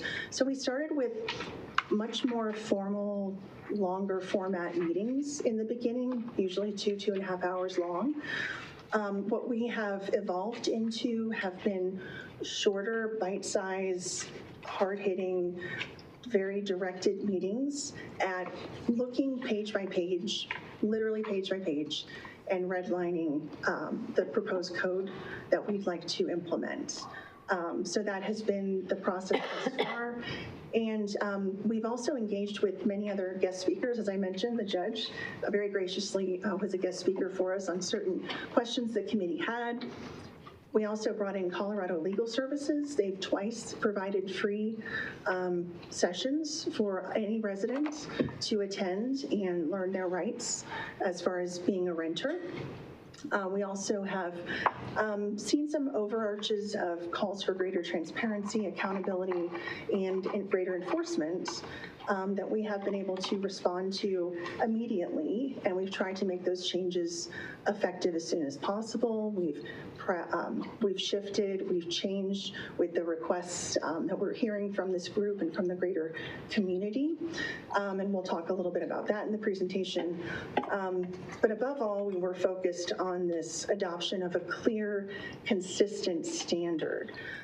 As you can imagine, knowing the rules of the game, not having the goalpost move is very important in anything. So we wanted to be very clear and deliberate and intentional that everyone can know the rules of the game. They're easy to understand. It's codified in our code. It's through a body that also we have adopted our building code from. Our building code is also, with the International Code Council, the ICC. So it's a national standard in the U.S. and the state of Colorado. Our communities surrounding us have adopted similar actions to, again, not allow judgment calls in the field, right? We want to have that transparency, and we've, as I said, implemented a lot of that already. So our accomplishments, quickly, we advanced, of course, the committee's work. We noted different inspection model options. Again, we researched all of our surrounding peer communities, what our best practices. One of the most visible effort that you've probably noticed is Mr. Dorr here and Lottie, and are modeling some of our new uniforms that we've implemented as part of adding a higher standard of professionalism and transparency and safety, frankly, for our property standards officers when they go in the field. Prior to the consolidation of economic development and what was community development departments in 2023, I was asked to merge those departments, which we did. Very proud of that effort. And as part of that, we evaluated, if we've been doing something for a long time, why have we been doing it like that? But one of the clearest things that we could improve was the appearance, the pride in appearance, the professionalism, and just having a polo shirt that identifies you as a City of Westminster employee, and requiring that you wear your employee badge when you're out doing public work. This is consistent. We actually couldn't find a city, community in Colorado that didn't have their property standards code enforcement officers who wore something that made them very identifiable, and you could easily tell who's this person coming up to my door. They could identify them, so it was for their safety and the residents' safety. Also, we were not driving marked vehicles. Some people were driving personal vehicles, which is not encouraged. So we've changed all that. We drive branded vehicles. It's very obvious. It's a city worker, city vehicle coming up to a property. So all of that to be said. We wanted to help increase and level up our professionalism. We also did that through training, so increased training. We have leveled up, and actually recently, Sam Everett can tell you much more about it. She was really integral to leading this process. But we now are recognized, and we are able to be a trainer of other cities in how to do this work. So for the first time ever, the City of Westminster is a certified community, and we can continue on different levels of that ladder of professionalism and certifications, and our staff can also do that as well. So they've got new training opportunities. We've increased their capacity. We also, last year, you'll remember, we are trying to look under every rock, and part of what we did so we could answer the call of maybe a surge of need for rental inspections. We didn't have the funds or resources to create 3 more positions. So we said, why don't we cross-train with code enforcement officers to do the rental inspections. Rental inspectors can also do code enforcement, because we have a surge in the summer when weeds get high and trash can pile up and people are outside noticing things. We get a surge in calls. So it worked for both sides of the equation there, that we could help add strength when we needed to rental, and add strength to our code enforcement side when it was most needed. So that was also a benefit in some of the work that we have done. We also have better technology. So we've equipped everyone with iPads, Wi-Fi, hotspots in the cars, moved completely to an electronic model. Believe it or not, 2 years ago, we were still, some folks were still doing written pen and paper reports, which duplicated a lot of work and was not efficient. So we found some efficiencies. We also are coming back to you, as you can see in the next steps. Mr. Dorr was so gracious and answered the call when I said, hey, can you lead this facilitation? You're so good at this. And Larry has led that page turn effort. Thank you, Larry. And he is going to walk through every single one of those. That would be part of this, what you see there, the IPMC adoption, International Property Maintenance Code adoption. There are 2 parts to that we're going to discuss with you tonight. The property standards, which applies to every property. It's not just rental property, it's every property can have constant, consistent standards. We also have the second part of that is the residential rental code, which I will explain, and is part of our existing program that provides complaint-based and systematic rental inspections for all rental properties. And that, as you know, exists already, is on the books. So from here, I'm going to turn it over to Larry, because the vast majority of the work that this committee did was that page turn for most of 2026. The last year has been that really, really hard work of reading every word and making sure that there was consensus. And we're happy to report the vast majority of it, there was consensus. We have one small area that Larry will describe, and Mr. Altelberger is here to help us with that one as well, to explain the staff rationale for some of that. And finally, we're going to be coming back to you at a later date. We're in the final process of evaluating the use of a rental escrow. So tonight is not when we're going to go through that particular aspect of the work. Tonight we are just going to be focused on the IPMC adoption, the property standards, and the rental code. But we are going to be coming back to you not only with an actual ordinance that you can vote on, resolution to adopt an ordinance for the IPMC, but also to evaluate the use of, give you some options related to the use of rental escrows. So with that, I'll turn it over to Mr. Dorr. Thank you, Director Kimball. Larry Dorr, Deputy City Manager. First, Mayor and Council, thank you for the opportunity to present the work of the committee. And thank you for some latitude tonight. This presentation is more than double the usual length that I would bring to City Council, but I wanted to be sure and very clearly honor the work of this committee and make sure that all voices would be heard throughout the process. First thing I did was make available the International Property Maintenance Code to the entire committee. I had some hard copies that could be be checked out at the Westminster libraries. Also made this available online and could be translated into other languages. I used that code book to sit with committee members, small groups, one-on-one, and turn pages, highlight, redline, circle, etc. And I'm going to go through the items that really rise to a level that go beyond. For example, one of the suggestions that was, I think, more simplistic was where we use the expression or word noxious weeds in the definitions. Put a list of all the noxious weeds there, no problem. And that's not really a policy level item that'll be presented to you tonight. So the policy level items are ones where there'll be some changes that were unanimous between staff and committee members, the city attorney's office. I also want to thank Assistant City Attorney Matt Munch, who was with us through our journey for these months. And so this first one is really just an example of what I did as I turned the pages with the committee members. As I just started in the first section, the first pages, which is all properties, and I started with, should this be changed at all? And the city will continue to regulate properties for these matters, or should we discontinue regulation or change this in any way? Quickly, the committee was able to kind of get their arms around where they agree, where they disagree, where resources might be needed. So this is the first of an example. And the next, I'll now kind of get into some summary areas, and I'll go through these pretty quickly.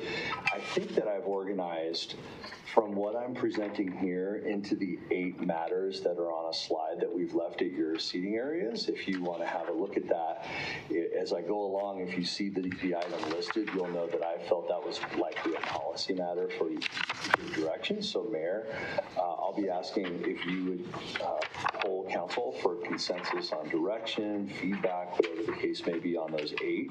But if you want to stop and talk about any of the other 24 or so, I'm happy to do that. And as I say, I did leave probably another 8 to 12 or so off that were merely those definition.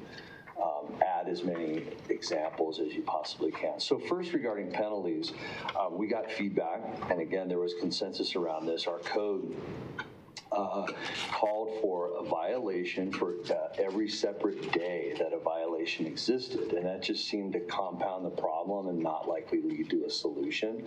So the recommendation of the committee, which staff agrees with, is to delete the violation for every separate day. So in other words, if a homeowner, if a property of any kind had weeds present, there's a violation. It has to be addressed. It could lead to all manner of different circumstances, but there's not a violation every single day, compounding and making the penalties and the remediation more harsh. So that was the feedback from the committee, and gives you kind of a first example. We had a question about condemnation when structures were found to be unfit for human habitation, because we know that that's a question in the community when the city is involved in demolishing buildings that are unfit or unsafe, et cetera, and the committee said, no change on this. So these are matters that we felt that you would want to become aware of. The next one was quite a bit of discussion regarding removal of snow and ice, and the existing code reads that it's unlawful to allow any accumulation by any person, and we recognize that that probably wasn't feasible or practical in the field. If we had a 20-unit apartment complex, every person who resided there would be responsible for snow removal.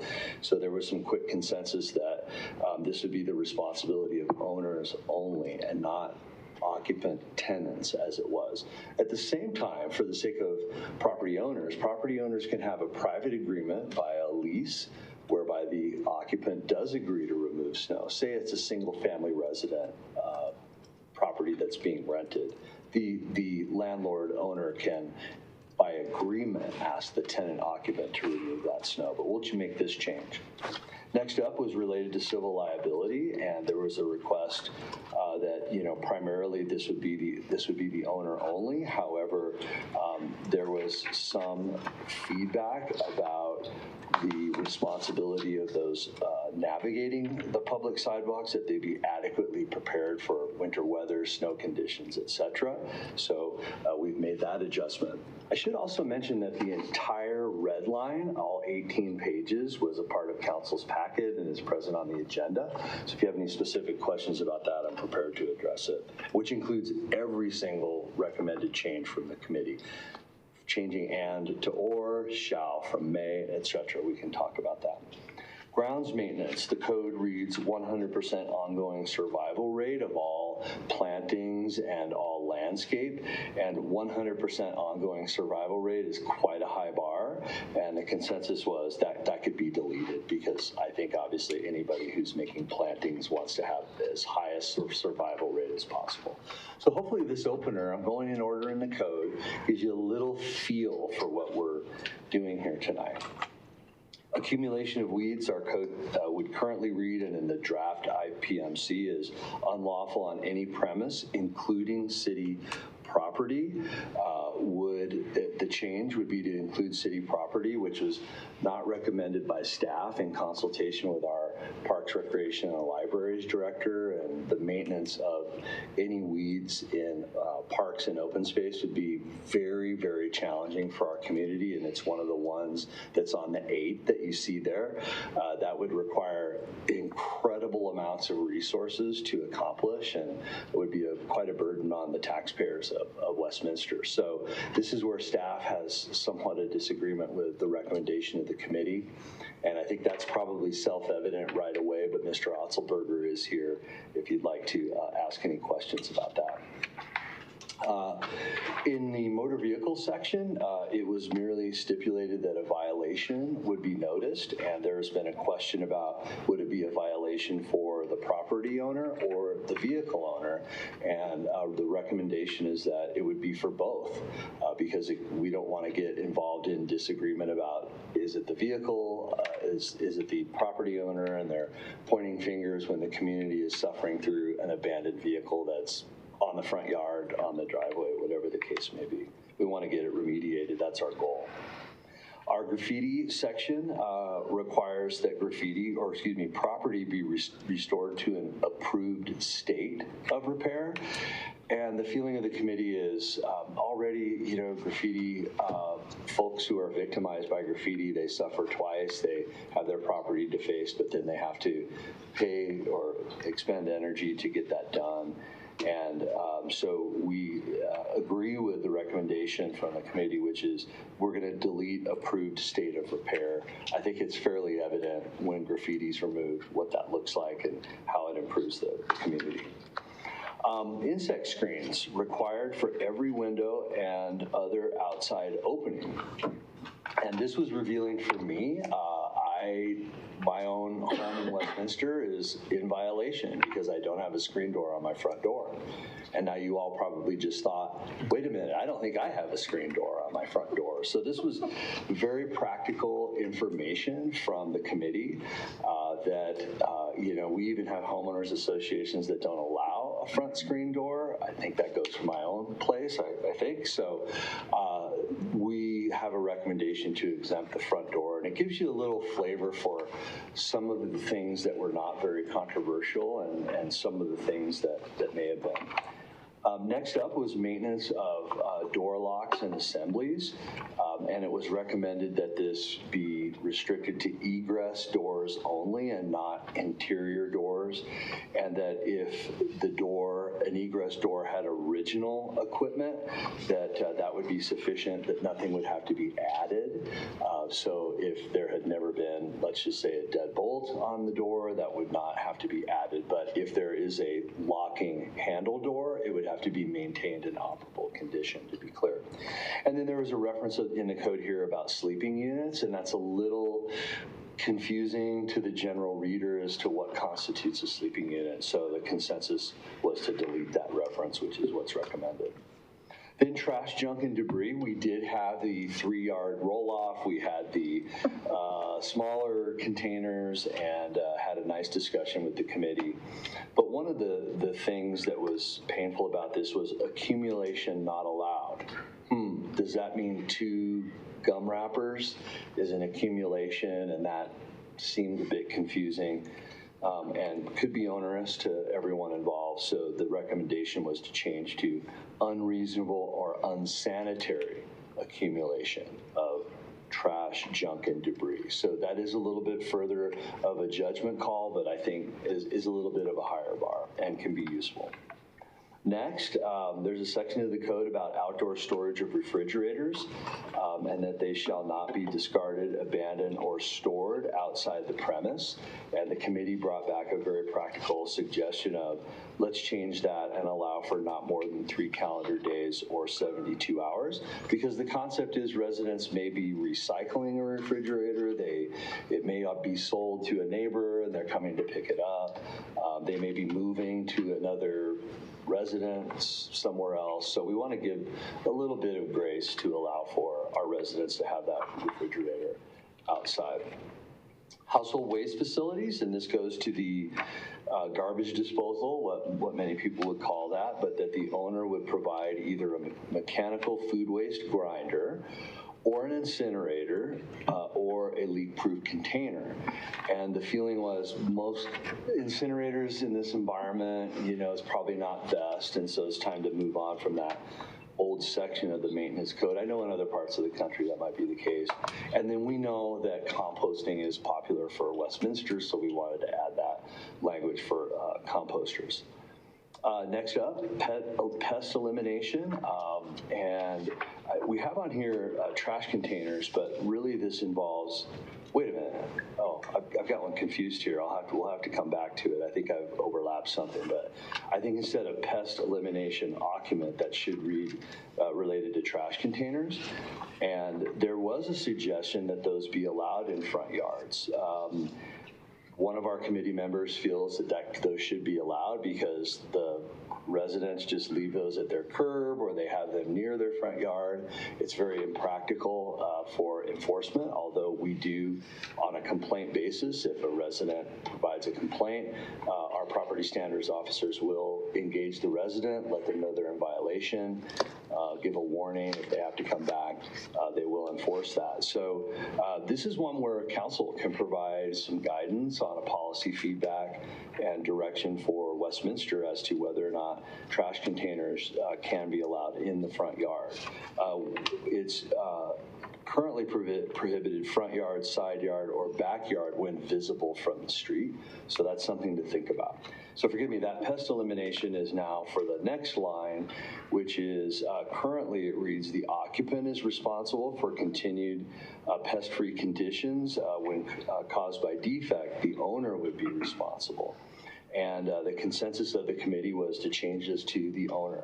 Now, the owner can have a private agreement in the lease documents that is agreed to by the tenant, that the tenant has some measure of responsibility for pest control, but our city will be regulating and engaging only with the owners on this, so that it's a little bit of a higher bar and a little bit of a higher standard. Okay. Next up, plumbing fixtures and clearances. There was a reference here that each toilet shall have clearance not less than 27 inches of width. And the proposal, this is a little bit into the details, but the committee had some strong feelings. And the recommended action is to delete this, and it will leave language that says adequate clearances for cleaning and hygiene and so forth. So this will simplify it. Landlords, tenants, property standards officers don't have to pull out the tape measure and make sure that it's not any less than 27 inches. So we would suggest removing that. Next, under heat supply is very important to the committee, and we heard about this, and of course in Colorado in winter temperatures, this is so important, but that heat would be provided by the owner at a minimum temperature of 68 degrees in habitable bathrooms and toilets. And in the code, there's an ability to add dates like September 1st in the fall and, April 1st in the spring. And the consensus so that could be done. However, the committee felt that it should just be 68% all of the time, in the event there's some unforeseen cold circumstances at different times of the year. So again, that's a little bit of a higher bar for the residents. And so with that covers all properties in Westminster. I spoke of my own, your own properties with or without screen doors. That's on the table for discussion in that kind of final aid. So with that, I wanted to invite Director Kimball to talk a little bit about the burden, the transition to shared responsibilities for our officers and the number of inspections done per year and what came of that work from the committee members during our time together. Thank you. Great. Thank you. So now we're going to go over recommendations and describe our residential rental code. And this provides a table demonstrating the number of staff. So again, we've implemented we began the rollout in 2025 with training for 6 months for cross-training.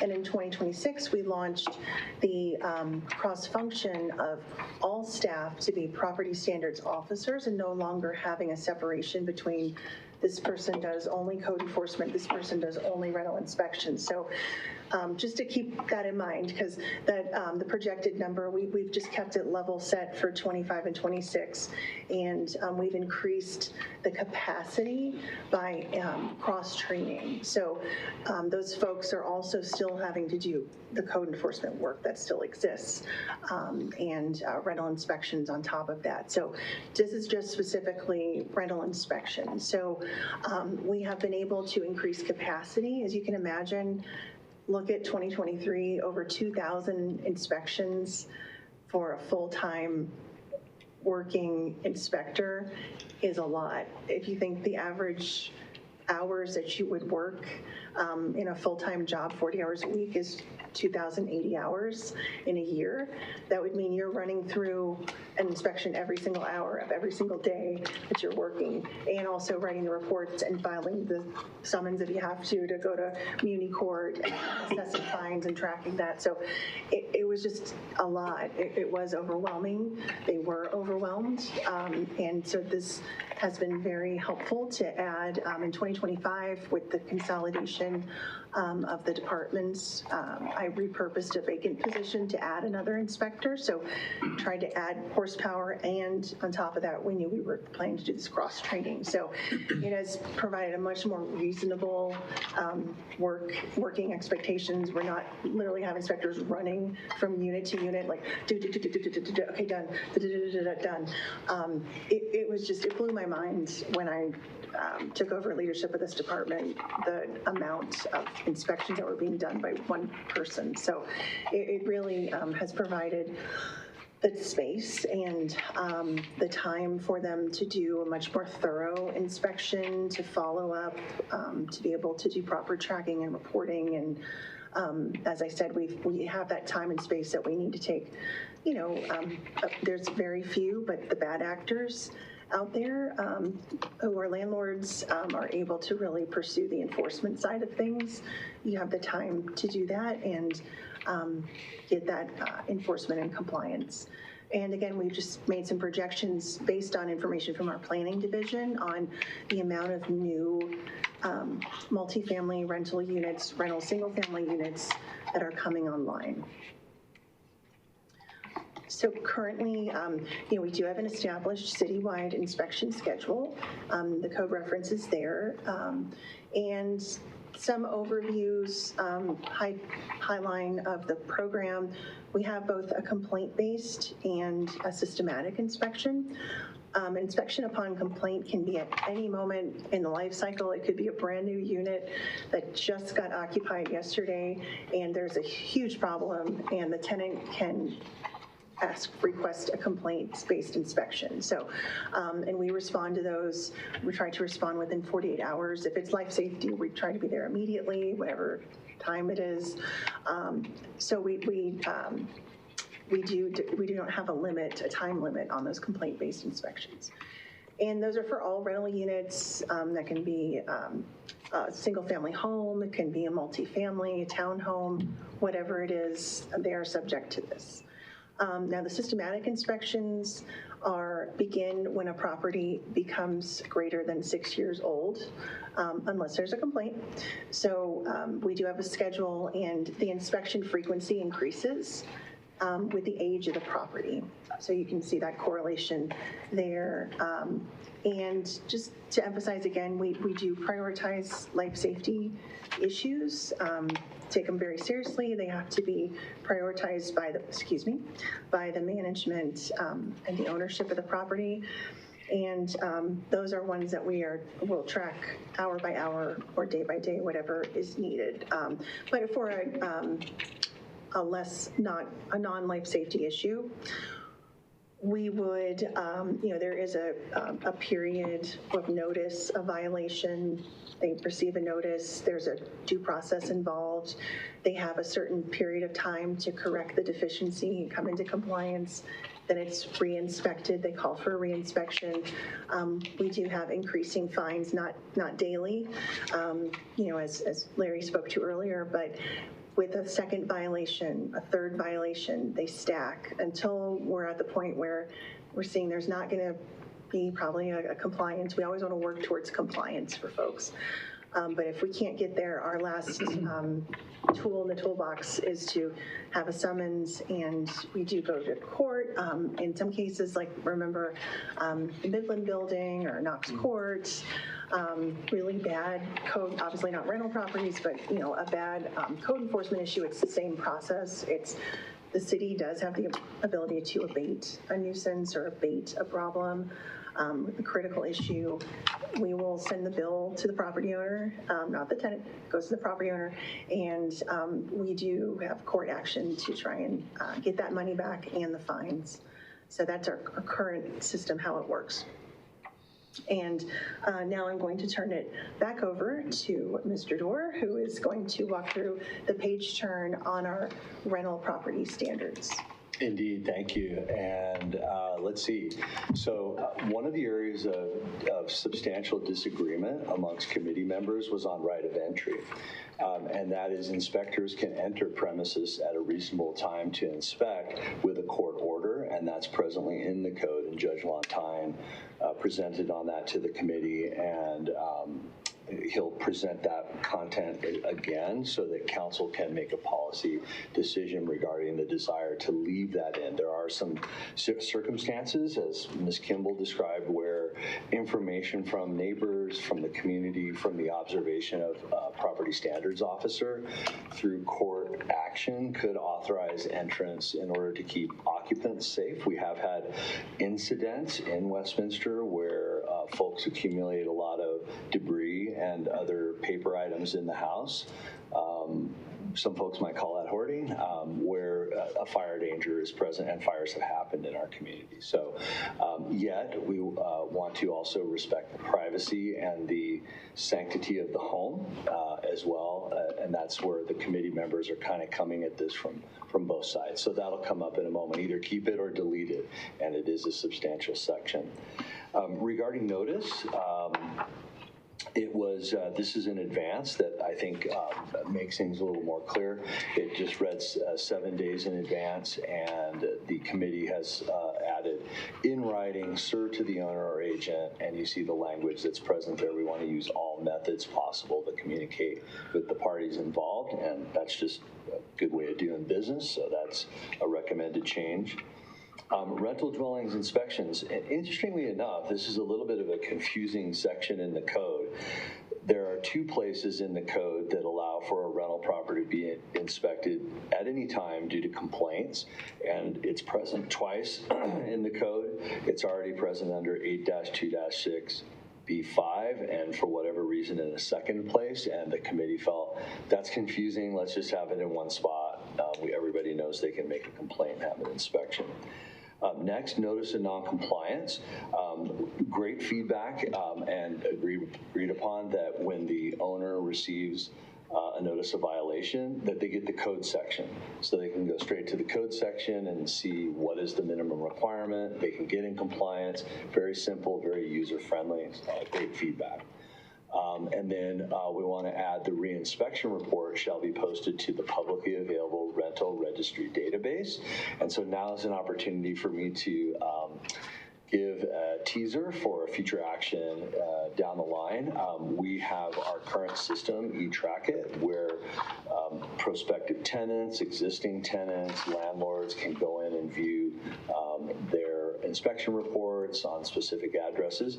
It's not the most user-friendly, so learning that early on, we are already engaged with some prospective updates with competitor firms that our city's already doing business with that could provide a much more user-friendly, publicly available rental registry database, very easy to use on mobile phone, tablet, laptop, that can give a much more user-friendly report. But in the meantime, folks can call the city, ask for community services. They can understand what's presently there, and or we can guide folks where to find that on the internet. But it is a little bit challenging to locate. So more coming on that in the future. And we got great feedback from the committee that is a highly valuable need for this committee, for this community, frankly. Owner certification for corrections. We had previously relied on the testimony of a landlord. They had a receipt, they had a repair bill, and we relied on that to avoid re-inspections so that we could initiate new inspections. And instead, we've added owner to provide evidence to the city and tenant that such affirmation has been provided, and including photos and documents. So the tenant has the opportunity to say, wait a minute, that's not my house, it's my neighbor's, those repairs haven't yet been completed, and they can ask for a reinspection. Or ideally, it's very transparent, everybody's included, and we move on to the next inspection. So I thought that was really good feedback there as well. Reinspection fee, the first reinspection, and this was for each follow-up, but we wanted to make clear, abundantly clear, that the first reinspection is free. That wasn't overtly stated, but then we want to, and that's not a change, it's just more clear, and that there's a $50 fee for subsequent follow-up re-inspections, and that's not going to change. However, we have added some language that if the owner is acting in good faith, let's say we had a re-inspection scheduled, the work was to get done, and the contractor called in sick, didn't have the materials, but the owner is acting in good faith, that the property standards officer could defer the re-inspection fee in fairness to the owner. So with that, I think that covers all, 24 or 25 different page turns. We have the 8 that are policy questions, Mayor, for you to facilitate. But one of the large ones relates to right of entry, and so I'd like to ask Judge Long now to talk about what was presented to the committee, and he'll, of course, be available for questions. So, Judge, if you'd come around the table, sir. Thank you. Thank you, Larry. Mayor, Council, Presiding Judge Jason Lontine, and I had an opportunity to present to the committee on this topic, particularly the right of entry as it relates to both the scheduled inspections under the rental inspection program, as well as inspections if there are complaints. And so essentially, there's 2 ways that an inspection of a property can occur, and the first of a rental property. And the first is as part of the standard scheduled maintenance, where it's laid out as Director Kimball discussed, the timeframes based off of the age of the property, how often that they need to be inspected. The other is complaint-based. If there's a complaint or a property standards officer notes that there's a condition of a property that's concerning, there's a right of entry to address that. But most importantly, and really the crux here, is that all of those inspections and the right to access the property is first based off of consent. The individual that is in the property, the resident, needs to give their consent for that property to be accessed.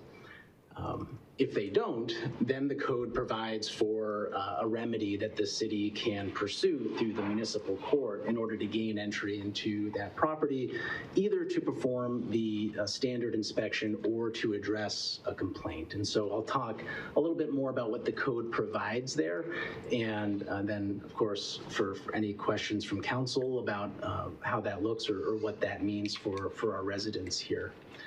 The only other exception is an emergent situation where there's an imminent risk to life or health.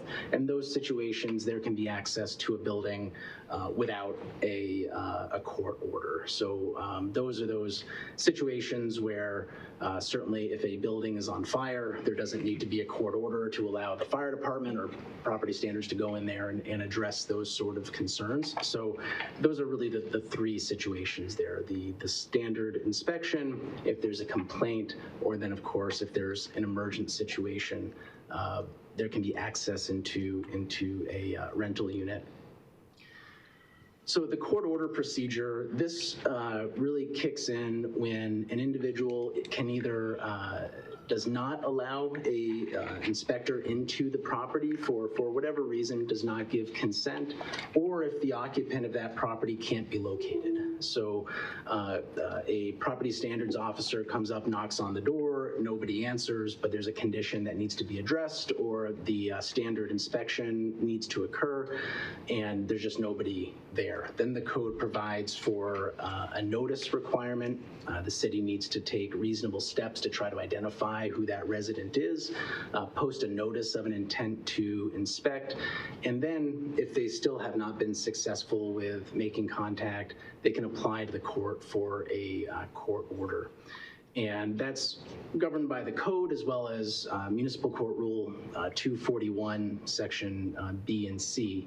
But the requirements are laid out there. And what the court needs to consider is if someone has either denied entry as part of, if there was a complaint and a property standards officer appeared to address that complaint and the occupant denied entry, or if they denied entry as part of the standard inspection process. These are the things that the property standards inspector would need to present to the court in order to get that court order. First, of course, the property needs to be within Westminster, so they need to establish that this is something that the court has jurisdiction over. Second, the property standards officer would need to demonstrate that the search of the property or the entry into the property is part of either an authorized scheduled inspection process that is designed in the interest of public safety, or that there was a complaint and there's probable cause to believe that there is a violation of the rental code, property standards occurring within that property that requires an inspection. And then finally, that permission to access has either been denied or the occupant is unavailable. So that needs to be presented to the court in the form of a sworn affidavit. And the affidavit, again, here needs to demonstrate that it's provided by drafted and sworn by a property standards official, that there was first an attempt to get consent to enter into the property, or that there was nobody there to get that consent from, and then finally, again, that it was part of the standard inspection process, or that there was a complaint that needed to be addressed. So all of that needs to be presented to the court in the form of an affidavit, and the court needs to make a finding that there's probable cause that all of that exists. And probable cause is defined in the code, but essentially it's objective facts and circumstances that would lead a reasonable person to believe that a condition exists, so that the inspector is accurate, that they are engaging in the standard inspection process, or there's probable cause that there's a violation of the rental standards that needs to be addressed. So the court reviews the affidavit. If all of those boxes are checked, then the order is signed, and the property standards officer can gain access into that rental unit to perform whatever it is that they need to do, whether it's, again, the scheduled inspection or address a complaint. So just a few key points, and part of the conversation when I was with the committee was, what's the difference between an inspection order and what everyone thinks of as a search warrant, where a police officer believes there's probable cause for a crime, goes to the court, asks for a search warrant, allows the officer to go into a building, and what's the difference between the two? And there's some pretty important differences there. The first is that initially the inspector needs to attempt to get consent and needs to ask if they can enter the property. An officer doesn't need to do that. They can apply for an arrest warrant. There's no requirement that first they go knock on the door and ask to go in before they can apply for a search warrant. The requirement here is first that the property standards officer knocks on the door, makes contact, and asks if there can be consent to enter. The second is that it authorizes health and safety inspection as opposed to a officer to go in and enforce a criminal law.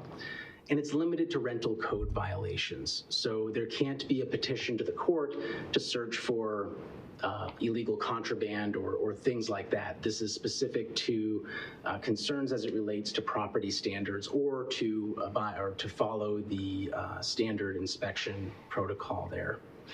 And then importantly, the scope of the inspection order is also limited to the purpose.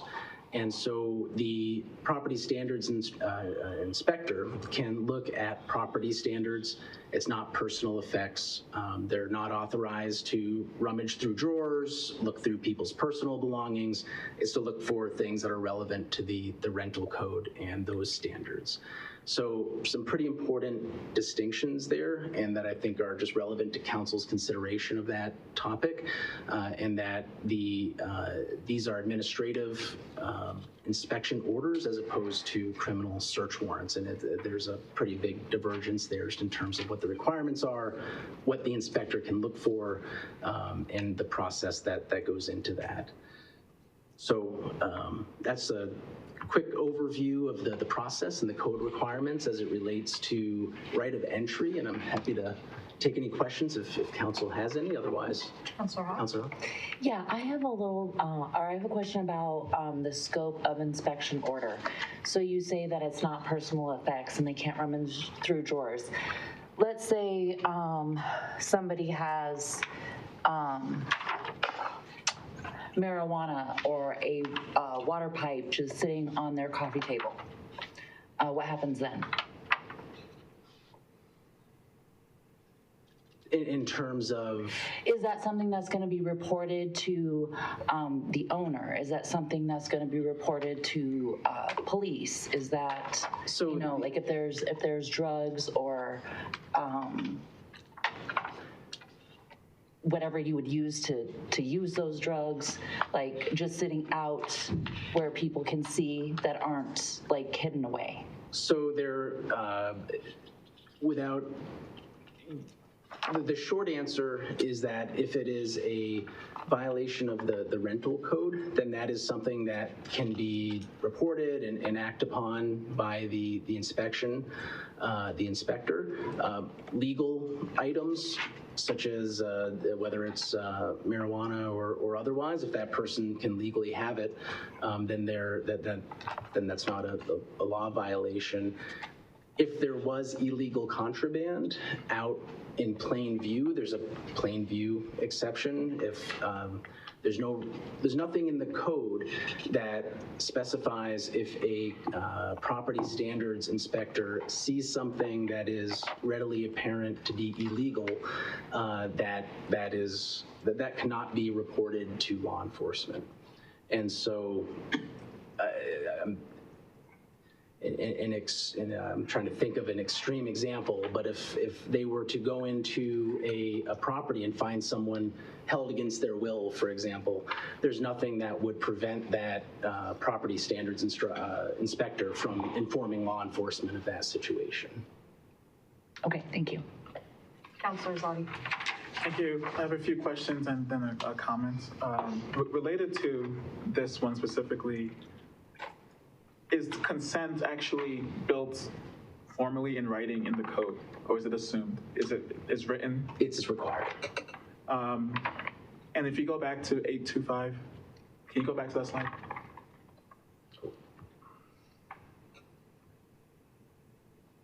Sorry, 825. So 825 versus 826 C2. Yeah, there. What's the difference? Because they seem similar. Is the inspections notice topic different than the right of entry? Because that one is saying that it's required to give 7 days advance, notice. Does that also apply then to the right of entry? Do they have to give 7 days notice in right of entry? If we're talking about after consent has been denied, there's a 24-hour posting requirement. So if there was a request to conduct an inspection and that was denied, then the code provides that there's a 24-hour notice requirement. Then the city official could request an order from the court. And so that comes at the 24 hours is after there's been a denial of access, and inspection notice is prior to. So the first step is that inspection notice code piece, and that number, the 7 days, is what they have to go through first, and then 24 hours if to right of entry. Consent is denied, then there's 24 hours. And for 827E, what is the pathway for a resident? You mentioned that a resident can deny that, an affirmation actually occurred. How can the resident say, oh, this never happened? Thank you, Councilor Zadi. We're getting into that list of 8 at the end of the presentation, sir. I'd be happy to answer that for you. I'll do that real quick.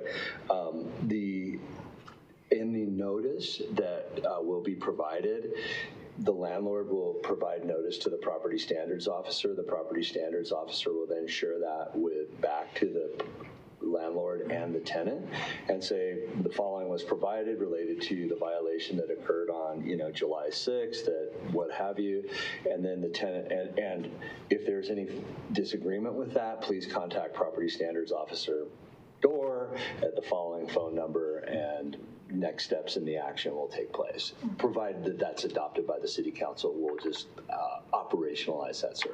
Yeah, so that's the question, right? So I get it that they're going to get the notice as well, but the pathway for them to actually be able to easily, more accessibly tell the city, hey, this never happened. It's a phone number they call and... Oh, yeah, they can call, they can email back to the property standards officer, they can visit us at City Hall, they can... They're receiving this by email, or is it printed? If we have an email, if we've made contact with the occupant in order to perform the inspection and we believe that we have a reliable phone number and email for the person based on the inspection occurrence, we will rely on that.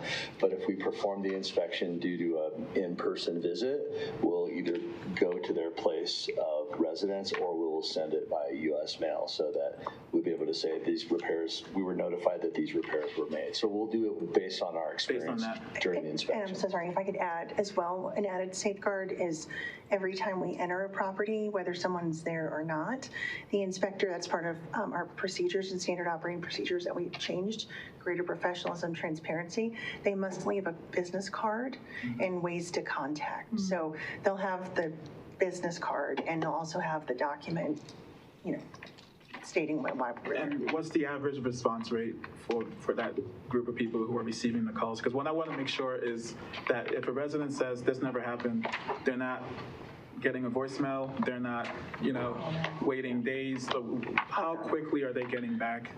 We have our own standard that we hold ourselves to in property standards. It's extremely fast. It could be the same day. We've had things in 30 minutes get resolved. We have a very high standard of customer care. So we strive for 24 hours to get back to somebody. But like I said, most of the time, if something is disputed, we'll come out that day, we'll come out the next morning, the next Monday, so we try to resolve those a maximum of 48 hours. So when you're receiving the written affirmation, from a process standpoint, is the closed, so do you have like a closed, completed step? Yes. Do you close the affirmation before hearing from the resident? The resident gets the notice, right? Yeah. So are we waiting to close it before? This dual notice, Counselor, will be a new function for us. We're not doing this today, so we will have to assess the response from the residents. We're hoping that the landlord who knows that the city will be providing copy to the tenant that they've done these repairs is going to cause them to be highly compliant. We anticipate that. And then, of course, even it will be an investment of resources to continue to contact the tenant to say, hey, we've let you know this, are they confirmed? At some point or another, we'll have to move on to other work and performing inspections. But we'll report back to the City Council, committee, and community on how this new code goes, assuming it's the pleasure of the council as a whole. So what I just want to make sure is that we don't close the case, if you will, before hearing from the resident. Maybe give it 7 days, give them some kind of time limit. That's good feedback. Right, because, we hear complaints about that. I know we don't have this process now, but what I don't want to happen is voicemails or... Yeah, and even if it's closed, as you said, sir, they have the opportunity to complain 3 days later that the heater repair that was just completed, was done, broke again, or was never done. So we're going to be right there on the fence watching those things. Can you go to 302.44 in the property code? Councilor, would it be okay if I went to the summary and we would it be all right if I went to those? Well, there's detail there that reminds me of my question. So if you get my question. Which one, sir? The first slide that shows 302.4.4. Okay, very well. Let's see. 302. Yes, sir. There you go. Okay, so this is about the weeds. Yes. What does this actually mean? That's actually number one on our resolution. So, city property, it says already include city property, and the recommendation says to include city property. So what's Yes, and forgive me, it would be more clear if the language summary read excluding city property, and the recommendation is to include city property. So that could have been more clear in our drafting, sir. So currently the code excludes city property, and the recommendation is to include.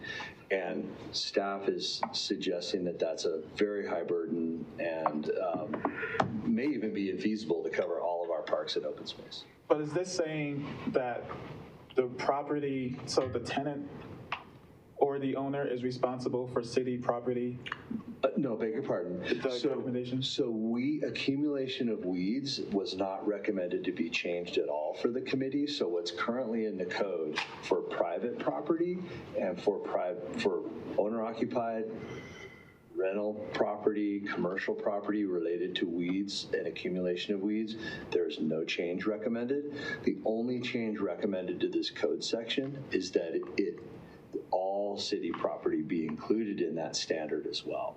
So there was a sense that it seems a bit unequal, that on the one hand, commercial properties, rental properties, residential properties have to live within the weeds standard, and the city properties do not. And the substantial difference is that city properties include those very large expanses of open space. So that's really the difference, sir. So basically, changing this would mean that the city would need to do more to maintain the weeds. Significantly more. And again, Director Otzelberger could address that. So thank you for letting me clarify that, because this could have been written a little more clearly. And just another point of clarification, sir, is on open space, it actually would not be recommended, right? We don't mow the open space. It needs to be maintained in a natural state. So it's really not even reasonable. I won't speak for Director Otzelberger, he can do that, but I think it's pretty easy to understand why in a natural setting where it needs to be a wild space, it's an open space, that we're not going to go out there and mow open space. That's not the purpose. So or alternatively pull manually all of the weeds in the open space. That would also take quite a bit of resources. So. The committee unanimously recommended this? Yes, the committee unanimously recommended that, sir. I want to make sure to represent that clearly. Okay, that's interesting. And 602.3. Yes. So the temperature.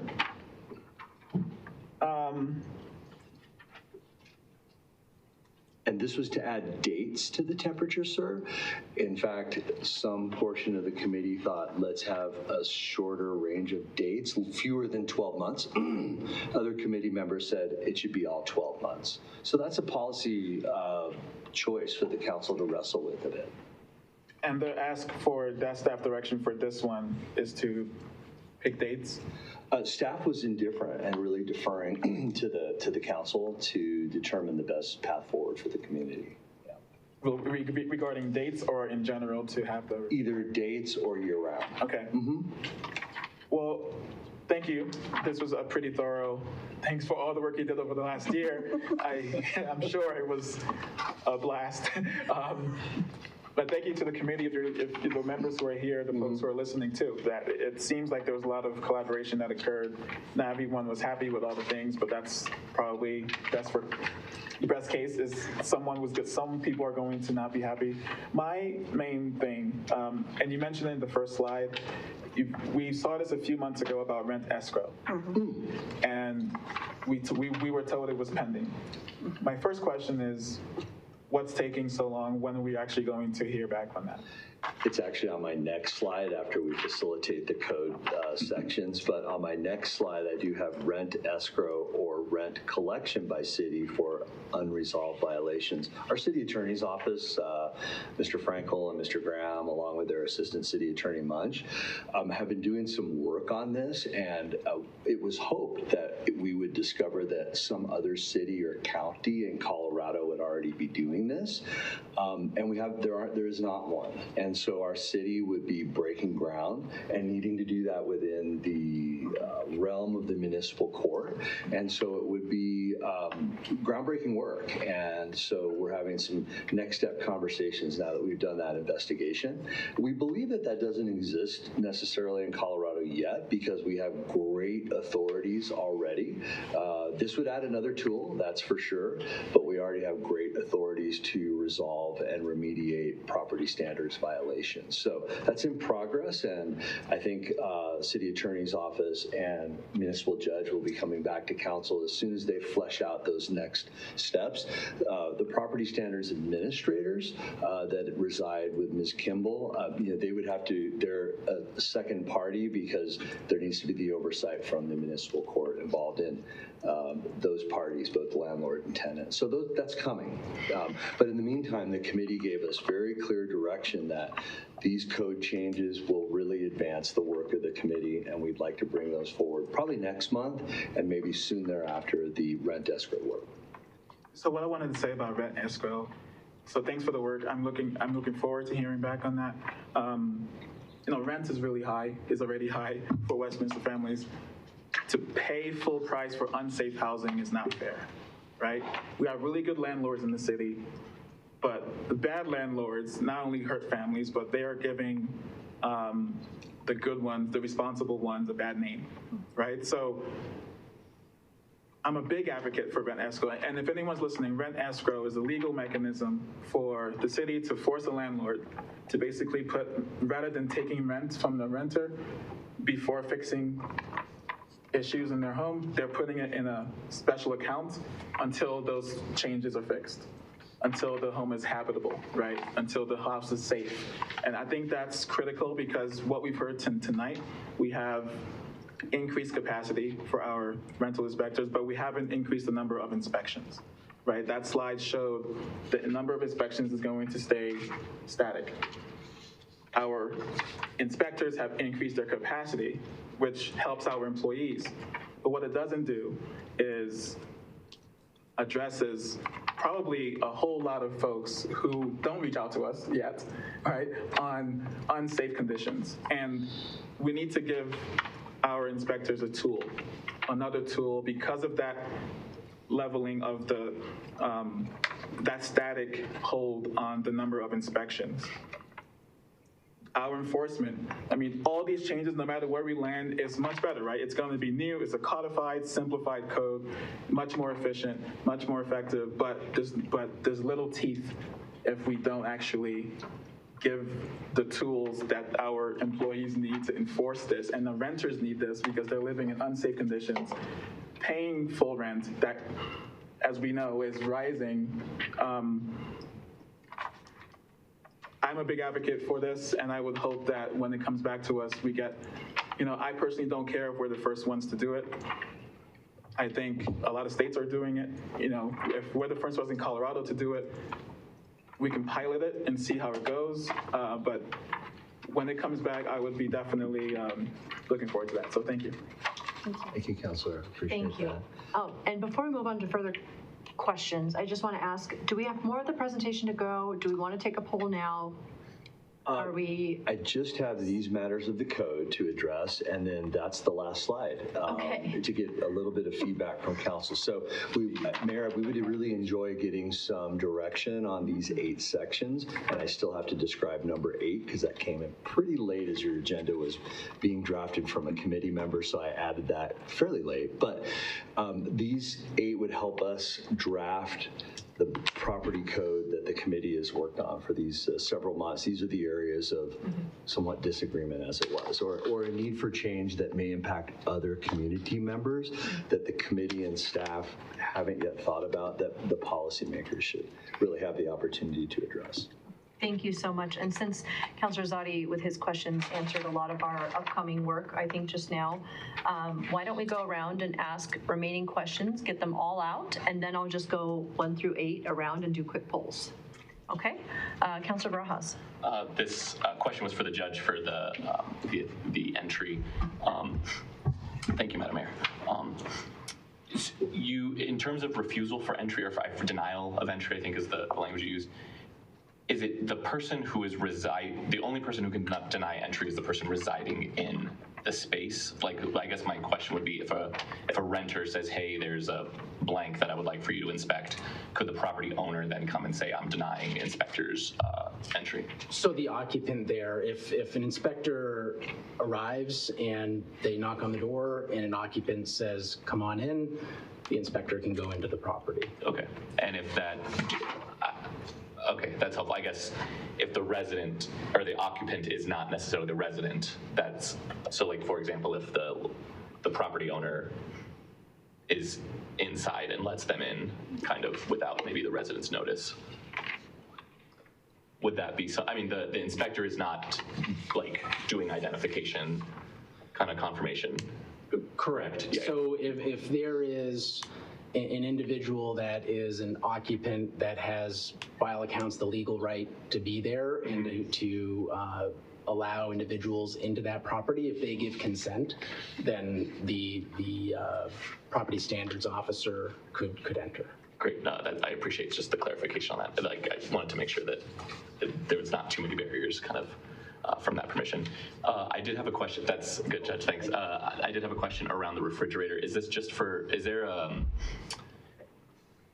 and should I, if I have a specific question on this, you want me to ask it now? Is that correct, Mayor? That's right. Okay.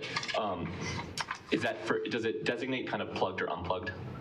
It does not. It just has refrigerator of any kind. And again, we had some late updates. It reads 2 days here, which was the final kind of recommendation. But council can wrestle with what's the right amount of time. I mean, presently it says a refrigerator can't be present for 10 minutes. Yeah.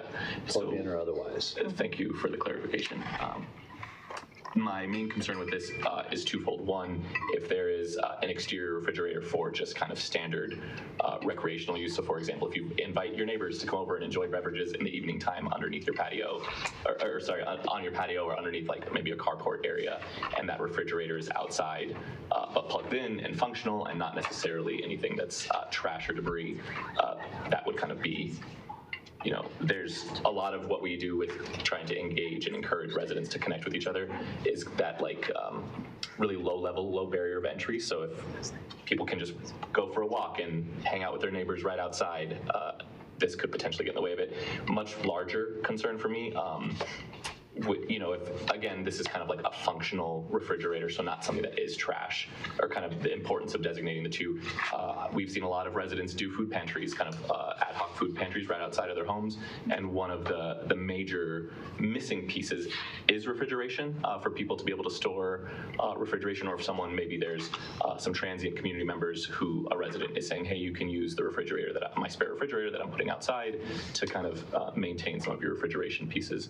So I just wanted to make sure we don't code this away. Yeah. Sorry, Councilor, I didn't mean to interrupt you, sir, but I just want to let you know that the code, I just quickly looked, says equipment that is not in operation. Great. So if it is operating, that's okay. So not in operation if it's being discarded, stored, etc. Okay.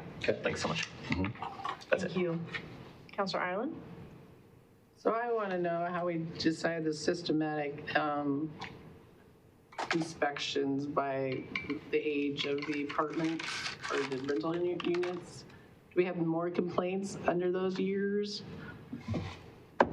You know, given the volume, let me just go to that section. Thank you, Counselor Ireland. This gives you the strata, if I can say it that way. There will not be systematic in any case, a complaint will yield an inspection. If the home is 10 days old, an inspection will be performed. The way I described, you know, fire safety, sometimes animal welfare can be a reason for inspection. You know, if somebody has a significantly large number of pets, lots of different things. So this is complaint-based from the landlord or the tenant? Correct. Okay. Yeah. And if we had a complaint from a neighbor, then we would attempt to make an inspection. And if we were unsuccessful and there was reasonable and credible evidence that the complaint was valid, then the court process is present. Well, that goes for weeds, trash, and rubbish inside the building or unsanitary conditions, myriad other things. But to answer your question, this strata here, anytime there's a complaint, we carry it forward. And this has really been dictated through the learnings of the International Property Maintenance Code drafters and managers for many years in terms of when violations will tend to occur, when heaters start to fail, when drains start to fail, the mechanics of the home start to have a need to be inspected.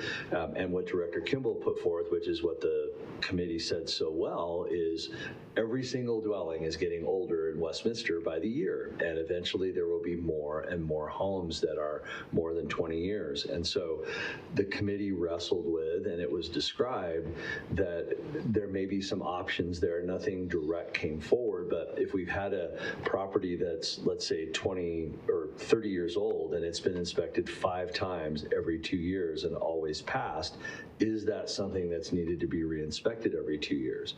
Well, maybe not. I mean, if there's been 5 consecutive 2-year inspections and it's passed flawlessly, there's an argument that it could be suspended from reinspection every 2 years. But there's an argument that ownership changes, financial circumstances of owners changes, and that in order to keep the property safe, make sure that it's habitable, et cetera, that it is more prudent if the city has the capacity and the resources to inspect a property every 2 years. So it's really been borne out through the experience of the International Property Maintenance authors that have put forth. This is the International Code Council, provided the building codes for cities across the country. And so there's a lot of data and evaluation that's come from this body, the International Code Council. So that's where it's come from. Or is there any discussion to have them inspected after the people move out, between the next people moving in, instead of mandatory inspections? Well, at the time of change, you know, certainly if there's a complaint, you know, if a person is moving out and complains that I'm moving out because the heater didn't work, or, you know, that type of complaint, then an inspection would be performed.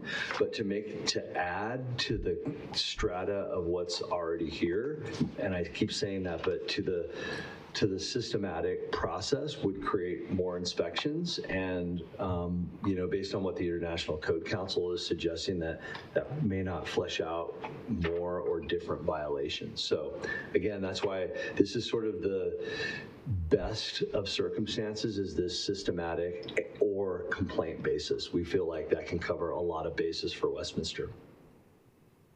So why do you think we need systematic? We discover a lot of violations that way. Oh, you do? Indeed, yes, ma'am. Mm-hmm. Another thing, I've been doing my own homework, as I do, about this escrow account. Did the city look into the warranty of habitability law that the state passed in 2022 that allows you to have an escrow account? You have to tell the landlord, this is the issue, that's uninhabitable, and then the court will help you, at least certain courts, I thought Adams County on the list, will help you fill out the work to take it to court to put the money, it said you could even put it in your own account. So there is already a way out there to make, at least for the really bad things, even insect infestation, I read. So there is a process to do this escrow account already in the state. So are you trying to do something more? Yeah, thank you. It was reported to me that based on the violations that our city is regulating, that no other county or city is doing that. Again, I'll just kind of defer to the city attorney's office as they work through their research and go through this warranty of habitability that you've described. We'll certainly follow up, but there's still some work to be done in that area. We had hoped for, something that was done right here in Adams or Jefferson County. That I was told that's not the case, and creating a little bit of a higher bar of due process where the municipal court would be involved in declaring the necessity of rental property escrows, because if the landlord controls money in their own escrow, that's not as... No, it's the tenant that can have it in their own escrow. Yeah, and or with the municipal court. And or the court. Right. Not the landlord. So I think there's still some work to be done on that, and I anticipate that could come back before the city council, in the next month. Did you want to add to that? I would, yes, thank you. Just to add to your question, so the warranty of habitability, what we have learned from various actually committee members was they have not seen a tenant that they know of in the state who's been successful in establishing one of those escrow accounts. So you can imagine you're a tenant, maybe you're working, you've got kids to take care of, and you're like, oh my gosh, I have to set up this escrow account on my own now to try and get some sense of, fairness for paying for this property that isn't up to standard or up to the warranty of habitability. So it exists, but it's in practice has been found to be very ineffectual for the tenants who need the help the most. So that was the intelligence that we received. So that's where we were proceeding from. Okay, thank you. Okay. Councilor Johnson? Sure, yeah, I appreciate that. I just have 3 quick questions. The first one is, it's not on our policy list, but 5042, which is the cleaning clearance for toilets. I'm curious why the request to remove that. I mean, there's already ADA standards that require usually larger levels of clearance, but why are we removing this at least minimal clearance? Thank you. Yeah, again, this was really a unanimous feedback from the committee, in as much of these facilities have already been constructed in Westminster and met building code standards at that time, and any new facilities to be built would meet Westminster code standards and would be at least this width or more, and meet all of the standards that you described. So the consensus feedback was, by deleting this, that it will not cause any confusion, that any landlord would have to make modifications, be required to make modifications to the property, and that new construction or as is will be in its existing form, or if there's a building permit to modify bathroom facilities, that it would have to meet current standards within Westminster Building Code. So really it's a matter of this might cause some alarm confusion on behalf of existing owners and doesn't offer really any protection or safeguard, because anything new or rebuilt would have to meet the current building code standards. So the idea, our overarching theme was to have a simple, understandable set of rules for everybody to work from. So this is one of those that fell out. And then the other question I have is 30415, which are locks. I understand from my house, maybe I don't want a deadbolt on my, second bedroom, but I've heard from tenants a lot that share dwellings with roommates that maybe they don't have a perfect relationship with, that having a deadbolt on your sleeping unit is important. And my understanding is that this would remove that requirement, so that you couldn't request, if you live in a multi-bedroom unit with another roommate, that you wouldn't be able to require your landlord to have a deadbolt on that door. Is that correct? I think we don't require a deadbolt on interior doors at this moment, but we don't restrict them. So that wouldn't be a concern in that scenario that you describe. We're just deleting all reference to sleeping units because it was a bit confusing to the audience in whole. I was asked for an example of that and describe what you did, and it's still uncommon, but this would not preclude a person from putting a deadbolt on their bedroom or their sleeping unit. All that it requires is that if there is one present, that it be maintained at an operable standard, that it be functioning and operable. So the landlord would have a responsibility if the tenant moved in, there was a deadbolt on their bedroom, and it became malfunctioning, it would have to be repaired by the landlord. That's really the standard of care and requirement at this point. Okay, and then my last question is probably to the judge or our city attorney, because there was reference when I was reviewing the material, and this kind of intersects with what we're going to talk about next week with 181, that violations of these standards carry both the civil municipal penalty and the criminal municipal penalty. Is that correct? Councilor Johnson, that's correct. These could be written in under 181 and be punishable as a criminal ordinance violation. Great, thank you. Okay. Any other questions? Okay, well, I'll ask a couple of my own, which is the screens. You know, I fully agree with not requiring them for the door, but can I better understand why they're required on all windows to begin with? Yes, and our committee would have a variety of different answers about that, and it's a little bit more vivid in the code itself, but essentially to prevent, insects from coming in, particularly this is on the all property standards section, not just the rental code standards. So in particular in food kitchens that might have windows, screens required. I think we would all want that from health safety for food preparation and so forth, so that insects couldn't, enter a food preparation area. That's the most vivid example. But I think generally it is an expectation for fresh air, ventilation, cooling, etc., or maybe warming as well, that windows and doors other than the front door are typically opened by occupants of all types, office, retail, residential, to let breezes flow, and that there's a general expectation of preventing birds or squirrels or all of those kinds of things from coming into the unit. That's the general idea. Fair enough. And I guess since we're talking about landlord properties, it does make sense. I only asked because recently we removed some of our own on windows we're never going to open anyway, so I just thought that seems silly. But okay, I would just ask regarding the temperature for the 68 degrees that we talked about, whether we should do the dates or all year. I would just ask council to consider making that all year, because you never know what environmental conditions might come up. And speaking as someone low in iron, or just as a woman in general, I know a lot of folks in my life who think 62 is perfectly acceptable. I would disagree. So just putting that out there. And then it's funny, I have a note here and I don't know what that means. That's okay. I just want to double down on what Councilor Zadi mentioned earlier. I think the most important point for me as well is making sure that folks can report back.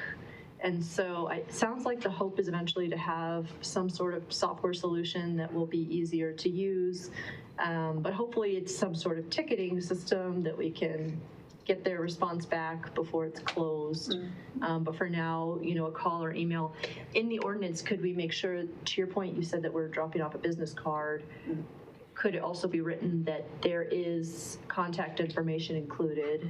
Mr. Dorr, you had mentioned it has your name and your number, but perhaps, every time there is an inspection, it is part of this requirement that we leave our contact information so that they are able to do that. And it sounds like that's a good process that we're trying to follow, but I think it would be good to make sure that they're able to do that in some form or other.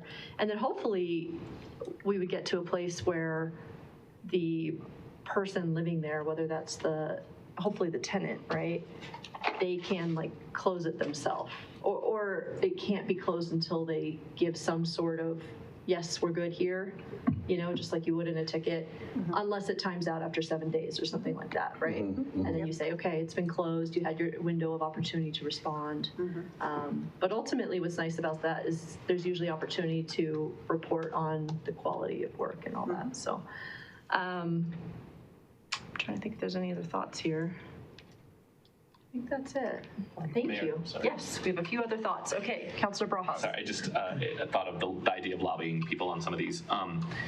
I just on the thought of weeds on excluding city-owned property. I know that there is some very valid thought, like if the city is requiring this of residents, then like the city should be kind of doing it themselves. But just a few points. One, like whether we choose to increase taxes so that we can staff like an entire team to weed our open spaces, or choose to go like the cheaper way and just spray a ton of herbicides around the city properties. Herbicides, persistent use of herbicides have been shown to have detrimental effects on overall community health and residential health and human health, while also we are on a actual current like in this past week, a collapse of more pollinators than initially anticipated, kind of with some of the thoughts. And so just as stewards of such large spaces as the city is, you know, I think when we have kind of certain keystone properties, we do a great job of maintenance already, you know, and we do, you know, and we respond very readily and very quickly to resident responses to the maintenance of our spaces, but kind of writing something in code that would basically be the, you know, death mark of entire pollinator species would be, I think we as a body would be incredibly remiss to engage in that action. Thank you. Councilor Azadi. Quick question on trash containers. What was the committee split on that? You know, we had one person suggest allowing it in front yards. That came in after the committee's last meeting. So I can just tell you that it was one person that brought that forward. I think it came from a place of, is this practical? I just reported back that we do have some complaint violations where enforcement occurs, but we don't have the bandwidth to have our property standards officers driving the community, determining who just put their trash out to the curb, who kind of always keeps it on the curb, who keeps it close to the front door, and it's always at the front door. That's not a practical enforcement item for us. So this was one where we really do need to get the policymakers to help us understand. So this is mainly like permanent front yard, not during trash collection? Yes, clearly during, yes, and the code allows for during trash collection, of course. And all of these items don't really apply to HOAs anyway, correct? Because they have their own rules on. They may have higher standards. These are going to be. These set the floor. Yes. Okay. I forgot my other question, so I'm done. All right. With that, thank you so much for that presentation. That was very thorough. Let's go around and just give quick thumbs up or yay or nays to each one of these, and hopefully we will be efficient here. So on item 1, weeds, Councilor Azadi.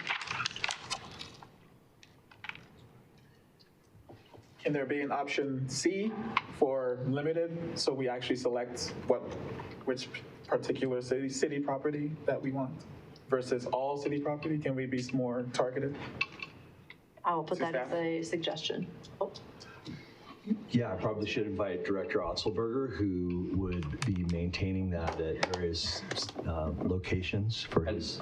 As Director Otzelberger comes up, one thing to note is it's not. Strike staff that it's not really an apples to apples regulation desire. In other words, the properties that would be subject to this regulation are residential properties, right? So this is where people live, where their children will play in a 400 square foot side yard. What we're talking about are natural acreages that are up in the 400 or 500 acre range. And so it's a very different it's not apples to apples. So the residential adjacency properties is what these regulations apply to, right? Yes. Would your children play in a field of, 400 square foot field of thistles, or would they enjoy walking in our open space and seeing natural thistles where pollinators are landing and such? So I think that's where staff wanted to make the distinction that it's not an apples to apples comparison. If we ran residential homes, we would hold ourselves to that standard. It would be the same standard, but it's not the same standard when it comes to our natural acreages. Even our park spaces, right, which now have natural, and City Hall also now have natural plantings, right, to minimize water use, which is very different than the residential spaces. Yeah, so never mind. You don't have to. I'm a no. Okay. Good job, Eric. Going once. Less is more. Okay. Thank you, though. Thank you, Director. Well said, Eric. Good job, Eric. You were very convincing. Thank you, Counselor. No. Does this include commercial properties? Because there's tons of weeds across the street from my neighborhood that are really high. This does, and we would accept your complaints at any time. All right. And it's a fire hazard. And ma'am, if I could, Chief Burke shared with me that you had shared with him that feedback regarding the commercial property across the street. So we opened, Waddy and his team actually opened. Well, this is every year today. That commercial property, the same thing every year. Unfortunately, we have to keep reminding people they need to mow, so they'll be served with a notice of violation. Hey, I'm a no. Thank you. No. All right, I think we have direction there. Got it. Thank you. Number 2, exempt front doors. Yes. Okay. Yes. Yes. Excellent. 3, refrigerators, allowing for 3 days. Even though this says 2, I remember the presentation, I believe said 3. So, Councilor Zadi. Yes. Yes. Yes. Yes. Yes. All right. Number 4, delete incinerators. Yes. Yes. Yes. Okay. Excellent. 5, trash allow in front yard. No. No. Well, we talked about that. They couldn't tell if they were out on the street to be taken away or not, so. The code does allow for it when it's the trash collection period at the street. So it's all right to say yes, I guess. I don't want trash sitting out in front of people's houses. Okay. You would say no. You would say no. You would. Containers allowed in front yard? No. Okay. Okay. Yes. Got it. And you're going to be a yes. Yes. Okay. Well, that's 5-1. So we're still a no on that one. Heat supply. Do we want to add dates? Yes, and all year. All year. So I think that means no. But You're not adding no. It's already all year. Yeah. So no. Thank you. No. Thank you. No. All right. And 7, right of entry. Do we want to delete that section? Yes. Sorry, can we get a reminder real quick? What was the staff recommendation on this one? The staff recommendation is to retain right of entry, again, when we have a credible complaint of potential fire hazards that might cause life safety issues or animal welfare issues. And of course, anytime, the only way that right of entry could be obtained is with the judge's warrant. And it would have to involve one of those kinds of scenarios. Again, the ones that we can think of are animal welfare and fire health safety. So a yes would be delete the entire section. Right of entry, delete the entire section. So a yes means we will not, if we get a complaint of animal welfare, forwarding, fire safety, yes, we will never have the opportunity to go in. Okay. So thank you. A no is keep things as they are today. Okay. Thank you. Thank you.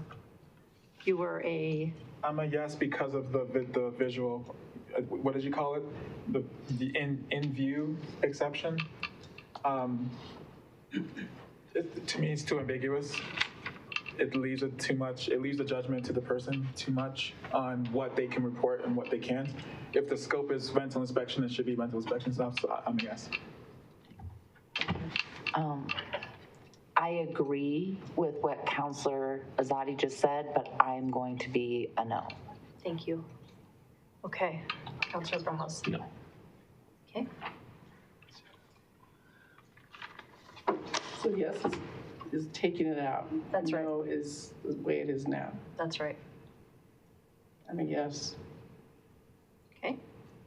No. I am also a no, and so that's 3-2, or 4-2. 4-2. I thought it was 4-2. I got my math right. Okay, 4-2. So that's a no. So I think we're going to leave things the way we are. Okay, clear. Thank you, Mayor. I appreciate that. And I do need to explain number 8 now.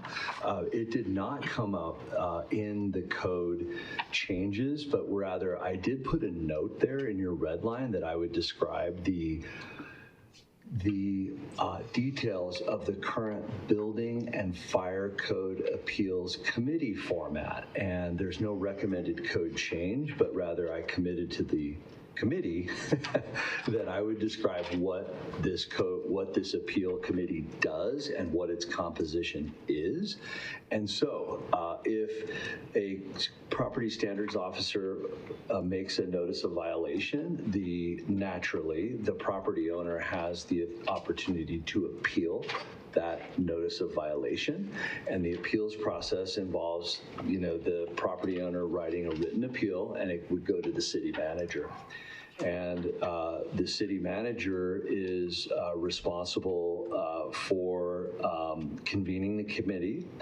And that is consistent of 3 people who have minimum qualifications, and they must be found by the city manager to have one of the following. They are either a licensed architect, a registered engineer with building-related experience, a construction company executive, or a superintendent with at least 10 years of construction experience. We're not aware of having to undertake appeals process. I don't think Mr. Andrews has received an appeal during his time as city manager. These are very unusual. And because I think council and the committee will be evolving this property maintenance code to a level of simplicity, understanding, et cetera, I would anticipate the potential for an appeal is even lower. But in the spirit of full transparency, the eligibility requirements and the process could be added to this section of the code. I would recommend that because it's not present in the red line that I provided to you in your packet. And so I think these sections should be added there in another place in Westminster Code, so that could be more simple. So the question before the council is, should this format and the way it's designed be kept as is? Would be a yes, or no, we would then listen or bring some options forward to the council. Okay? I hope that was clear. I think we have some questions. Councilor Zadi. What was the committee split on that? We just got one feedback from one member of the committee. Again, I think it was Wednesday morning as we were producing your agenda, and so this was added very late. I didn't get a chance to add that as a red line, but at the end of the day, transparency is what we want to do, and so I wanted to describe that. So I quickly put in, I will describe that during study session as I did. So the committee never had a chance to actually... The whole committee has not. The whole committee. Mm-hmm. Mm-hmm. But keeping in mind, this generally pertains to the landlord appealing their receipt of a notice of violation, and the committee member is a landlord property manager. So I think fairly well represented. Just want to know what is the composition of this committee? Who are they? How do they work?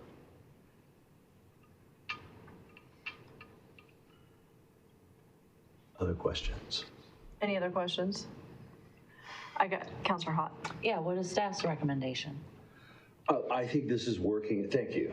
I should have filled that in. It was, again, it was very last minute. This feels as though it's working for the community, and it is an effort to maintain a list of 5 people with that measure of experience, and then we have to keep them engaged, enrolled, aware, and then we don't have any appeals for a period of over 2 years, and so we have to continually maintain this, and we don't compensate those committee members at all. So I think if it feels as though it's working at this point, we haven't had a complaint about an appeal being overturned by the city manager that a landlord disagrees with, that would be a reason to change the composition, to my mind. Okay, thank you. The Clarify recommendation for is my stay the sake, to course. follow up on Councilor Hott's question, are you saying then, the way things are working, that it would make sense to remove this, yes, just because we don't have a lot of appeals processes, or keep this, because it sounded like what you explained just now was a tedious process of keeping folks apprised? It's an effort, and so the recommendation is, yes, keep the current building code appeals committee format. That's the recommendation from staff. Thank you. Sometimes layman's is really helpful. I appreciate that. Okay. All right. Any other questions? Councilor Azadi? Yes. Yes. Yes. Yes. Okay. I think we're there. Got it. My last little piece, and we'll be done with this item and moving over to other matters for the council, is regarding rent escrow. I may have misspoke. I want to be very clear. And Mr. Graham, Mr. Munch was speaking to me briefly, and when I said earlier that the city attorney's office would bring back to the council, what I meant to say was some options for the council to consider, and not actually drafted ordinance language, because the council is going to need to flesh through their options and be informed by their attorney and presiding judge. And then from that, a next step would be drafting actual ordinance for the council to adopt. So I didn't want to extend Mr. Munch. Do I have that okay, sir? Yes. Okay. We'll get options, and then we'll need some significant additional guidance from the city council. The city council needs to proceed. Thank you, sir. I want to make sure I got that correct. So the commitment is to bring back options to the council, probably next month sometime. And then from that discussion and examination, the attorney's office with the judge will draft ordinance for you. Sir? My question was when. You said next month, so that answered it. Very good. Thanks. I think we're there. I'm so sorry. One question was, at some point or another, there was a discussion amongst committee members. And by the way, a number of council members have been present for committee meetings. I want to recognize that for the community. And that at some point or another, there was a discussion of additional penalties for retaliatory landlords. And, generally speaking, that would be difficult for the staff to administer, but that could potentially fit into following on with the rent escrow piece. I know that Councilor Johnson had a question about civil and criminal, and that was heard by the judge and attorney's office. So hopefully that's somewhat been resolved through this discussion. I hope, unless there are other comments.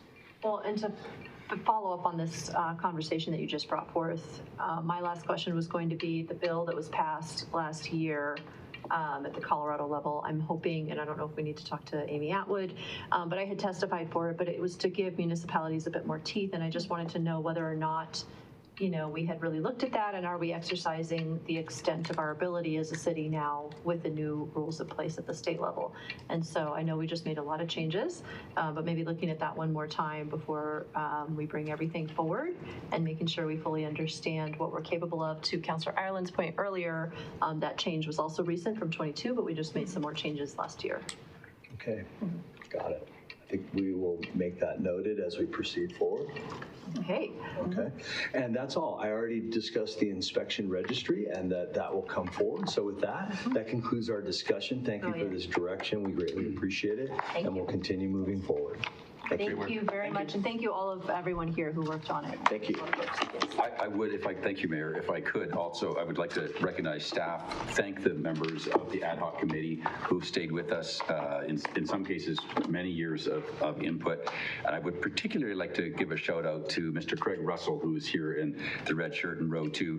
Mr. Russell has been a consistent and very helpful advocate on the rental housing issues through the years, and helped actually actually with the creation and refinement of this work, going through the page turners at the very end, but also sat on our water task force and gave that time to the city as well. So that's a double header for Mr. Russell, and we want to acknowledge you for doing that, sir. Thank you. Thank you.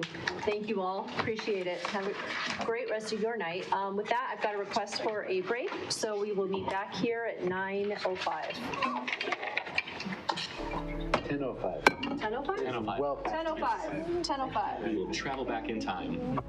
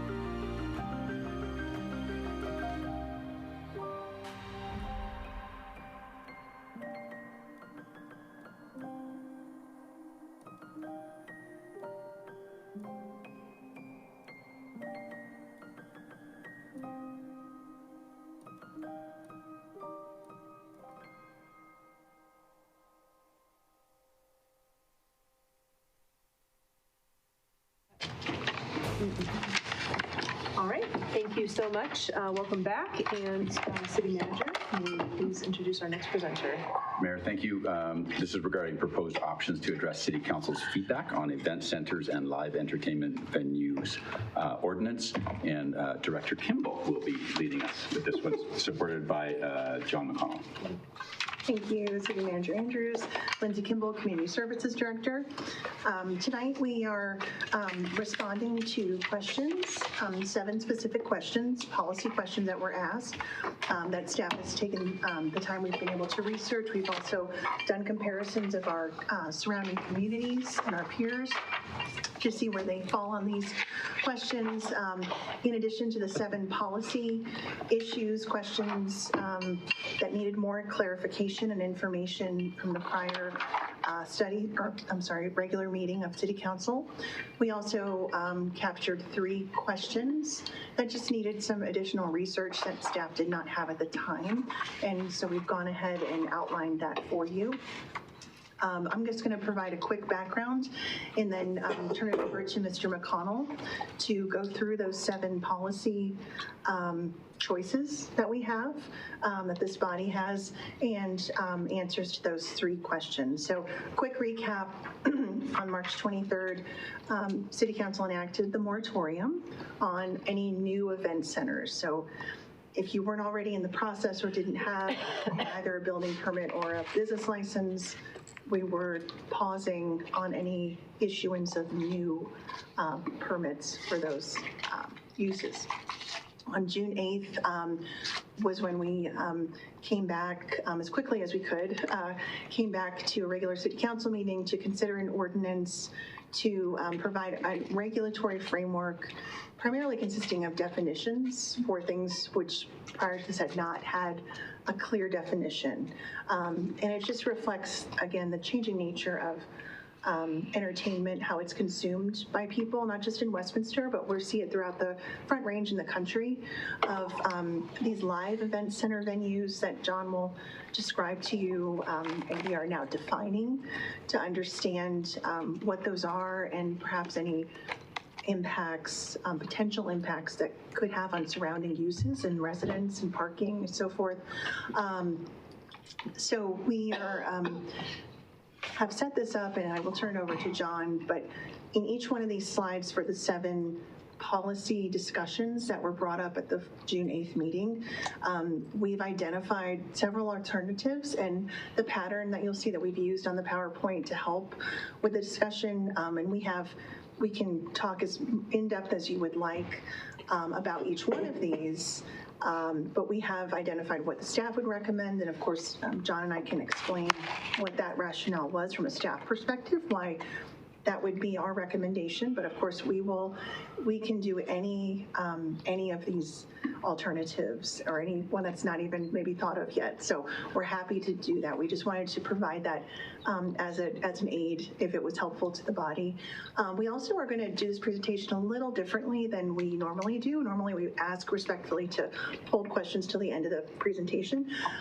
This time, John and I would love your questions because it is meaty topics. You see a lot of words on the screen, and I'm not a person that makes PowerPoint slides with lots of words. I try to be as succinct as possible and do everything, but it is so technical that we felt this was probably the best way to approach it. And as I said, a little different. We want to mix it up, and if we could, we would like to ask that we can discuss and have a determination, or at least come back to a determination and polling of the body if we could on a issue by issue basis. That would might be the most efficient way to conduct this. So with that, I will turn it over to our planning manager, Mr. John McConnell. I just want to note as we dive in, it is 10:10, and so probably in 20 minutes, we'll take a quick vote to continue this presentation, but times are mine. Thank you. Thank you, Director Kimball. Thank you, Mayor and City Council. First, I'd like to direct you to a handout that I printed out for you. Actually, I printed a couple out to help the conversation along. The first one is Councilor's Bill number 19, and that was the proposed code amendment that you considered at the June 8th hearing. I provided this for you as sort of a handy quick reference that some of the slides as I cycle through and initiate discussion on these items, I may want to refer to this from time to time, and I'll note what page that I'll be referring to it at that time. These first two slides especially, I'll be referring to page 2 and the proposed permitted use table. And that permitted use table starts on page 2 and ends at the top of page 3. It is the one in color. And so first I'll provide a quick recap of the general proposal that staff made to the City Council on June 8th proposed that certain types of live entertainment venues or event centers would be permitted by right, and some would be allowed by a special use permit. And special use permits are granted by the Planning Commission in accordance with the city code currently, and there are criteria listed in the city code for which the Planning Commission would hold a public hearing and evaluate those things.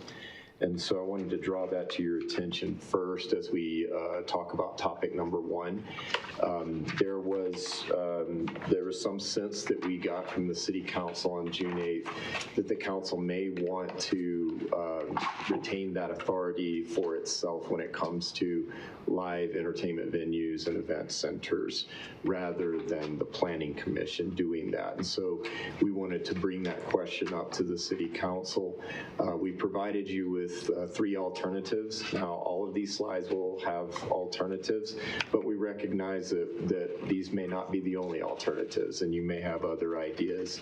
And as policymakers, we want to hear those ideas and give you feedback and obviously take your direction on that. So alternative 1, and I'll say all 3 alternatives based on the feedback that we got on the 8th. They all recommend that all live entertainment venues and event centers require the SUP. And this is not what we recommended in the code, but based on some of the feedback we were getting from City Council, we really got the sense that you may want to consider just making them all requiring SUP. So all 3 of these alternatives require that. The difference between the 3 is that the first one would require the SUPs be heard by the Planning Commission for recommendation, and then the final decision for approval would be the City Council. Alternative 2 would refer the SUP, special use permit, directly to the City Council and bypass the Planning Commission. And this would be just 1 step instead of 2.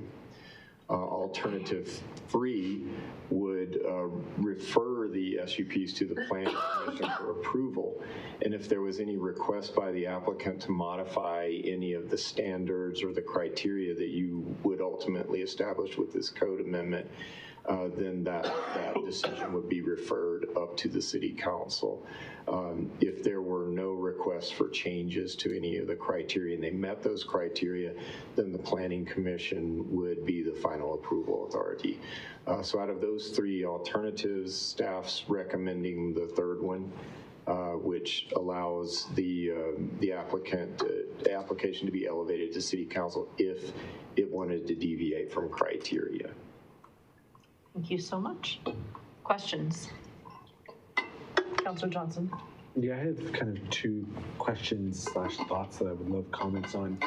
The first one is, I'm not really understanding the problem with the status quo, other than, I guess you heard some feedback on the 8th that required this. But under the status quo, they still require SUPs and go to Planning Commission, is that correct? Or they don't always require SUPs? The status quo is very different from what we're proposing now.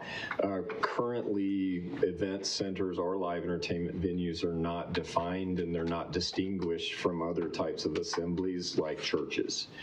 And so one of the main objectives that we're recommending with this change is to define those things and distinguish them from other assembly uses, because they are very different from assembly uses such as churches, and should likely be regulated differently if the council agrees with that. I guess my question is specifically related to the SUPs. And the status quo right now in the code for an SUP is that an event center or a live entertainment venue, under the current kind of proposal, it would still go to, they still require an SUP, it just goes to planning unless we choose to pull it up. Is that correct? That is correct. I understand your question. Yes, under the draft code, if the SUP is required, then it would be Planning Commission's decision. That would be the status quo. Okay, thank you. I think I'm not sure if I'm not sure you're answering the question Councilor Johnson is asking. Okay. All right. Currently, do we have a requirement for SUPs for these uses? Not the draft, the current case. I'm specifically referring to the draft. I'm sorry if I misunderstood that. No, I appreciate that. So currently we don't require SUPs for these uses. Correct. Under the draft, you do require them, but they go to planning unless we pull them up. And then these alternatives layer on top of that. They would be a change on top of that. That's correct. Okay. Yes. Yeah, that makes sense. Thanks, Greg. I guess I will just put that out there for council then, that I'm not sure I see a need for any of these alternatives. I think going to planning is the appropriate route that we use for everything else. But if we did, I think leaving event centers off and just talking about live entertainment venues is probably even a more appropriate route, because as we've seen, the event centers aren't really the problem, and creating these barriers probably creates even more problems for them, whereas live entertainment venues are the ones that cause the disruptions. So my first choice would be to leave the current draft, not the status quo, but the current draft without any of these alternatives. And my second choice would just be to do alternative 3 with LEVs, just LEVs. Thank you, Councilor. Other thoughts, Councilor Barajas? Thanks, Madam Mayor. We mentioned earlier, to Councilor Johnson's point, at the last Westminster Chamber Government Affairs Committee, we spoke with, the host of that meeting was an event center. And I'm actually, I'm a little conflicted because I want to go through this and kind of give details. But to Councilor Johnson's point, I think there might be like an outsized impact on future. I know like current event centers aren't going to be written into this, like they've been grandfathered, but there is like a wealth of wisdom that I have not unpacked from them yet.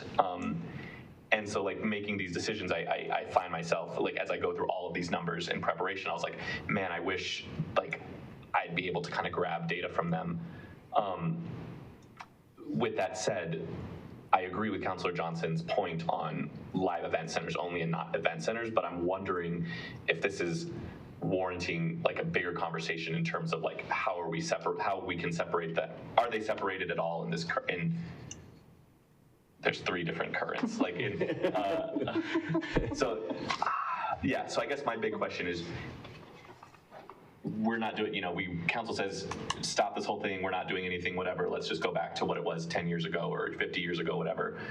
There is no separation between event centers and live entertainment venues, correct? That is correct. Okay. And also between those things and churches.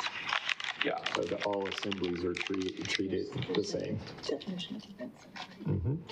And if it helps, if you look at page 1 of the bill number 19, of the definitions for the proposed definitions for event centers and live entertainment venues are there. And those were intended to distinguish between live entertainments venues such as concert halls and your traditional event centers that host private events that we're all more used to. Okay, that's. Councilor Hott. Yeah, I just, I guess the separating the two concerns me because we talk about churches. I've gone to churches where they've had live entertainment, they've sold tickets for like a fundraiser, or they've had like a huge event on the outside of their church. And so even churches would fit into the live entertainment. And so and we have one place here who does both. And I don't think it's right if there is a place that's an appropriate place in the city that's big enough to say you can only have one or the other business here. You know, maybe it's big enough, it's in an appropriate place for live entertainment, but you're saying you have to pick one or the other. And I don't think that's right. Thank you. Other thoughts? Okay, well, I'll give my thoughts on this. I'm really a fan right now of number 2, I think, which is a big reason I think this came back, which is just that these decisions come back to council. Now, I do appreciate Councilor Johnson's perspective on I don't want to hold up different events, but event centers, but especially bringing to light the last point by Councilor Hott. I think a lot of these are a case-by-case basis, and from what I remember from staff on the number of them, it's pretty minimal. Please correct me if I'm wrong. So the number of these throughout the city is pretty minimal. And so it seems to be that there's probably a larger discussion needed, brought up. So if planning approves and recommends it, brings it to council, we have a big discussion, we say, is this and then that gathers the input of the neighbors and of the stakeholders and the retailers, whoever's nearby.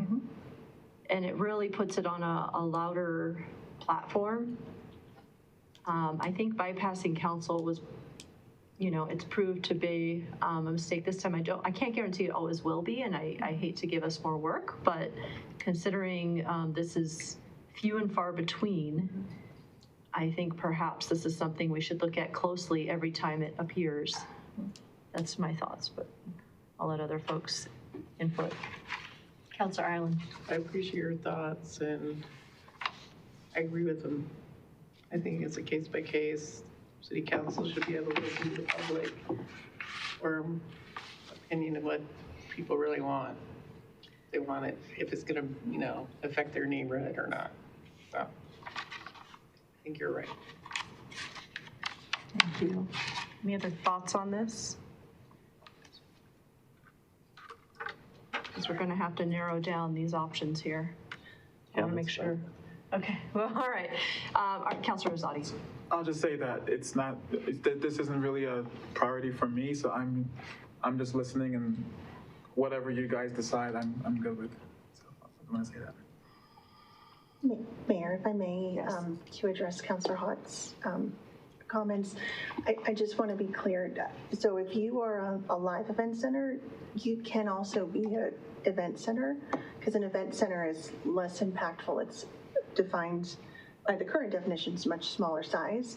So if you were a live event center, you could still do event center activities, but an event center, because it's smaller and more widely allowed under the proposal in different zoning and land use categories, you couldn't become then a live event center because it would have greater impact. So that was, I just wanted to just add that, because you wouldn't, if you were a live event center, you could be both, but if you're an event center, you can't be both. That helps. I don't know.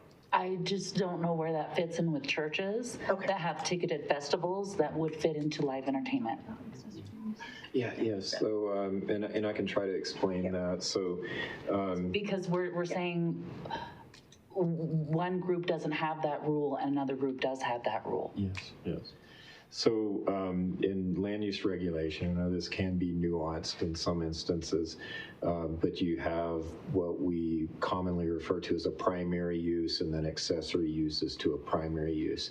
And for example, in the meeting on the 8th, we had a fairly healthy discussion about certain businesses that are operating in Westminster already that, like Hofbrau, that have live entertainment but that's not the primary use of the property. They only have a band there on certain nights and only while the kitchen's open because they're primarily a restaurant. So likewise, a church, and it's been my experience too with churches, is they often have festivals, they'll have a concert or something like that, but we've never looked at that as a primary land use. But if an event center, they can't have live entertainment, but that's not their primary use. So it falls under the same, so that doesn't make sense to me.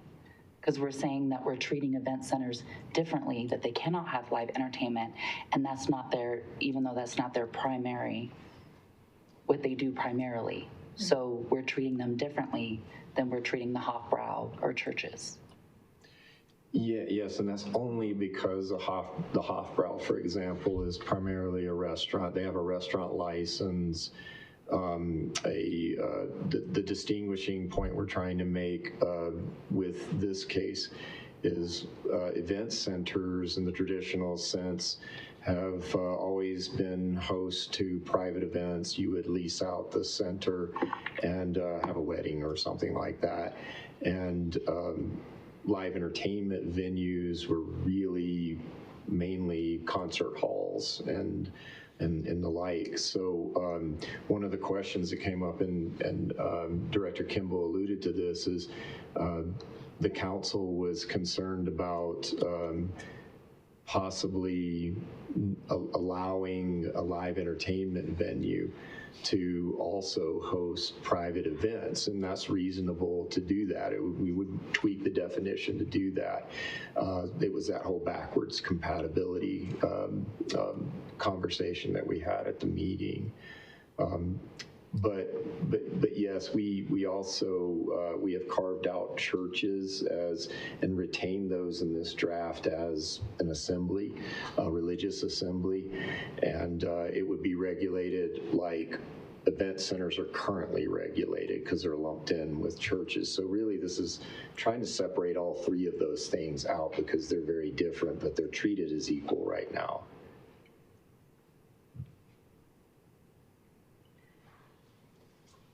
Is there a way to get clarity, I'm going to see if I can ask this correctly, around why don't we go through each one that we would have under your recommended proposal? Mm-hmm. And so we can hear, okay, what can a church, for example, do?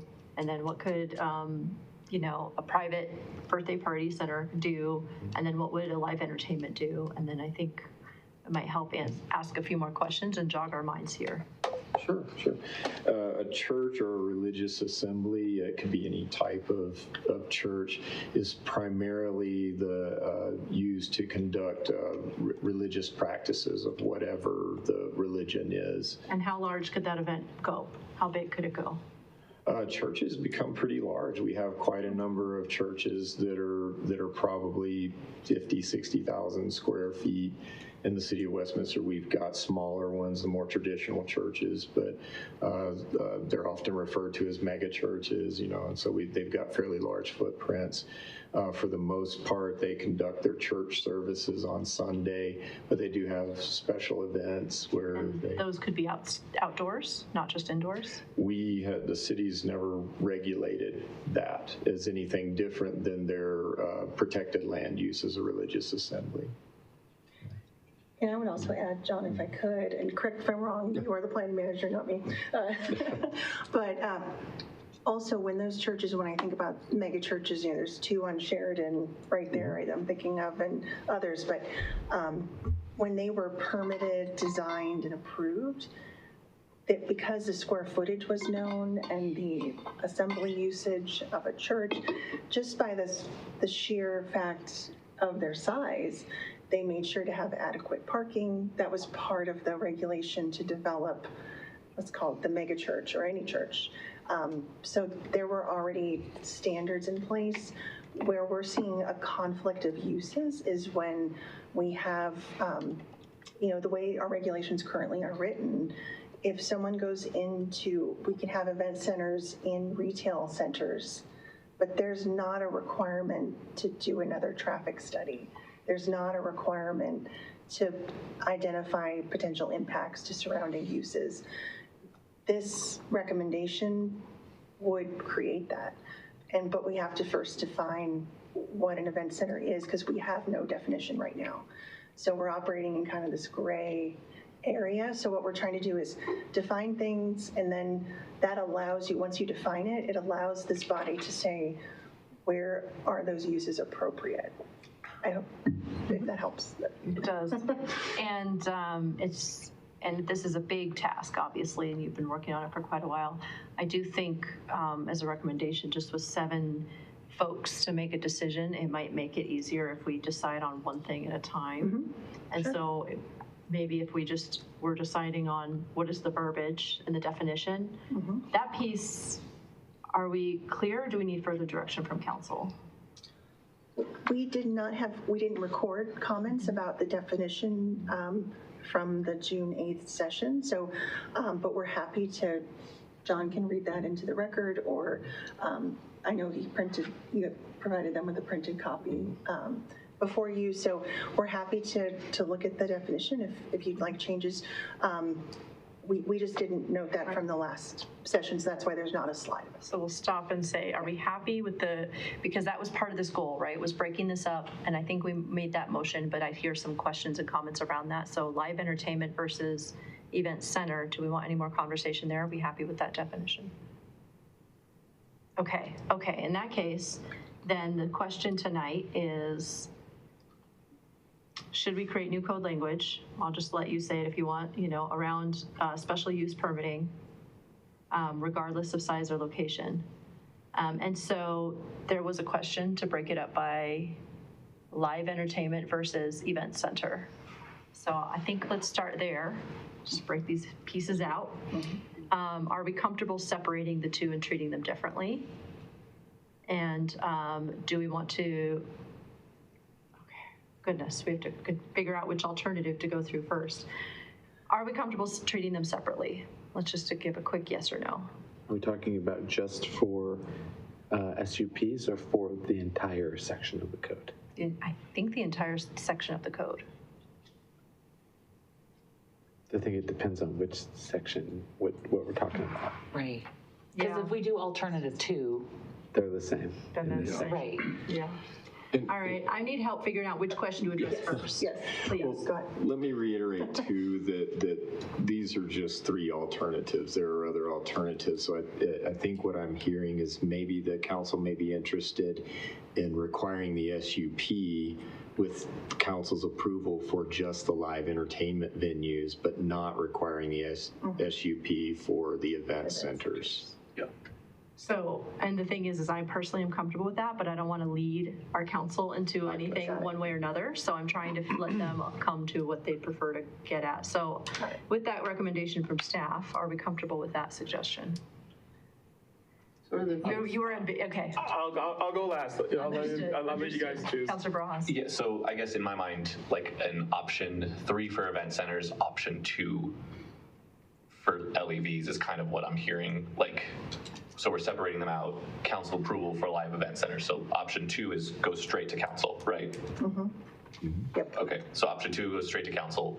Live event centers, these higher impact places, can go straight to council. So, and then event centers can kind of go through these administrative approvals unless they kind of have some sort, I don't know, I'm fine with option 1, 2, just only the planning commission or something, but it just seems like alternative 3 makes sense potentially for the 1 in every 5 years that an event center would need that kind of thing.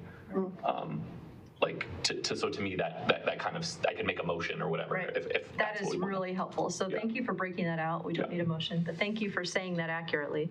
So I think that Councilor Barajas just said what I was trying to say and what staff just said, which is yes, that option, live event centers would be option 2. Let's start there before we go into the second item. Yeah. So are we comfortable with live event centers being option 2, which means they come to council? Yes, yes. No. No. I just want to make sure that if it's appropriate that somebody can have both.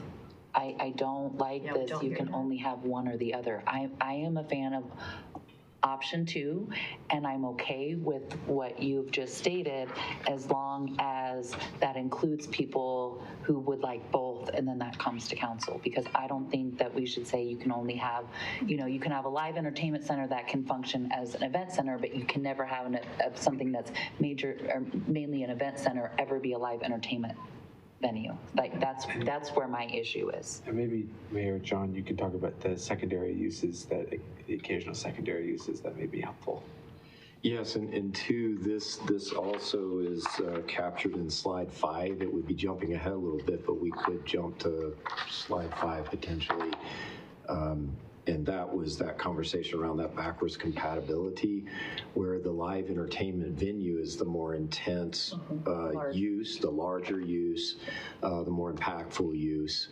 And there was some concern around council, and this may be what you're saying, Councilor, but please correct me.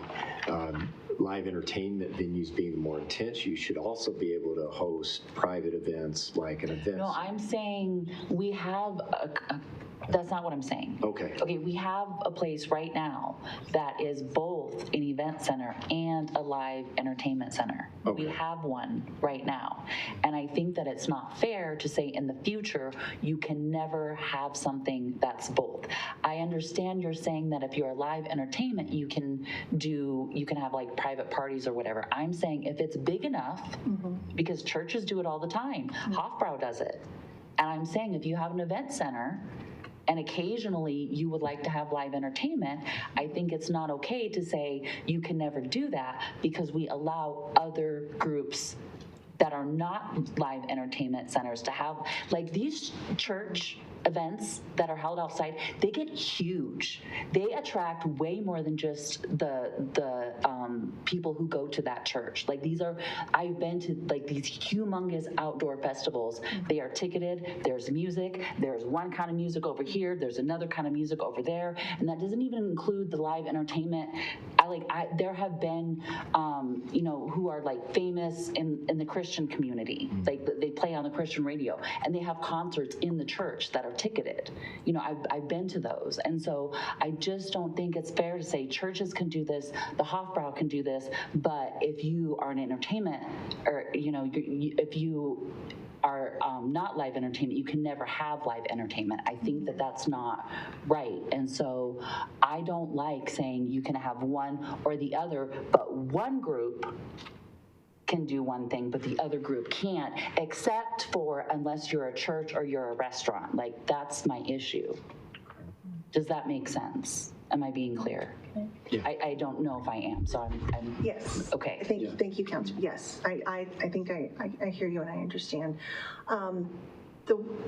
My suggestion would be that we would consider if an event center has an occasional, whatever, as many times live events, it's ticketed, it still would be capped at the size of the occupancy of the structure.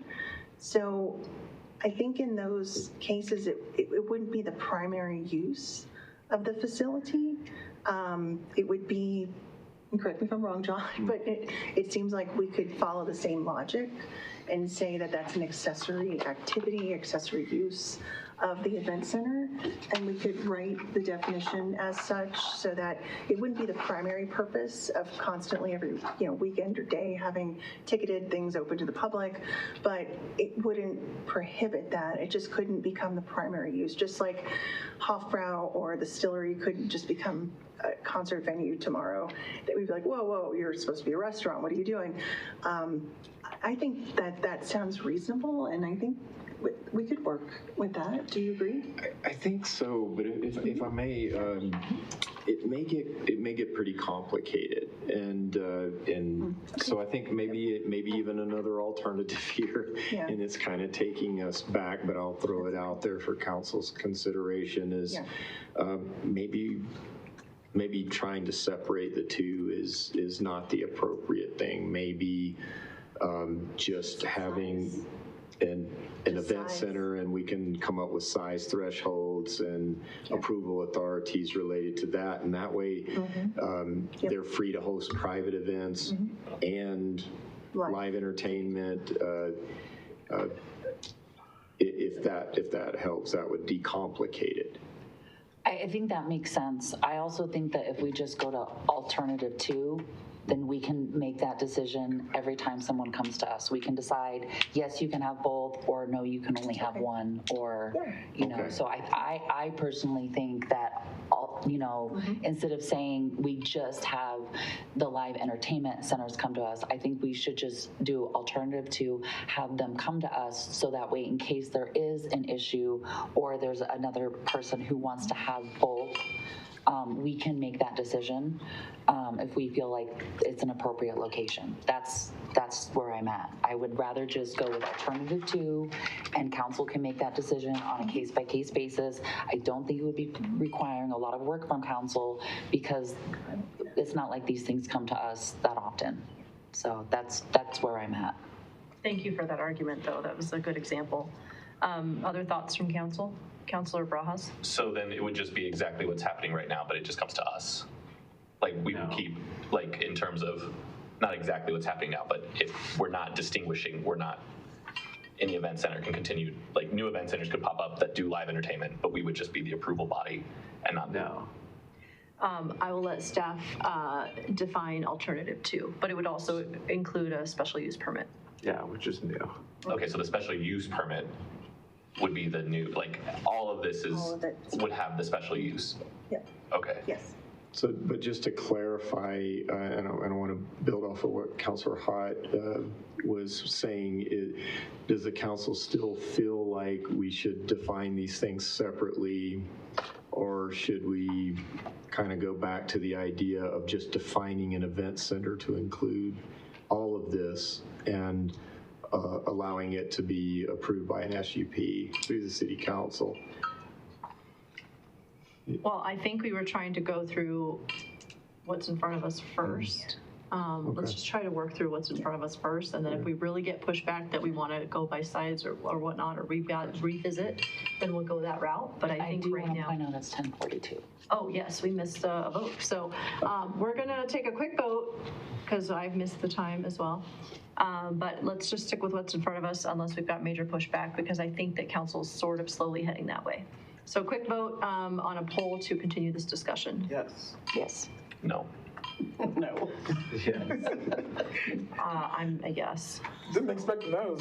I didn't either. Wow. I think there's just more stakeholding. Like we mentioned, like there's like event centers want to participate in some of this conversation. Well, the one we talked to, Church Ranch, already has live entertainment at times for weddings or whatever. Mm-hmm.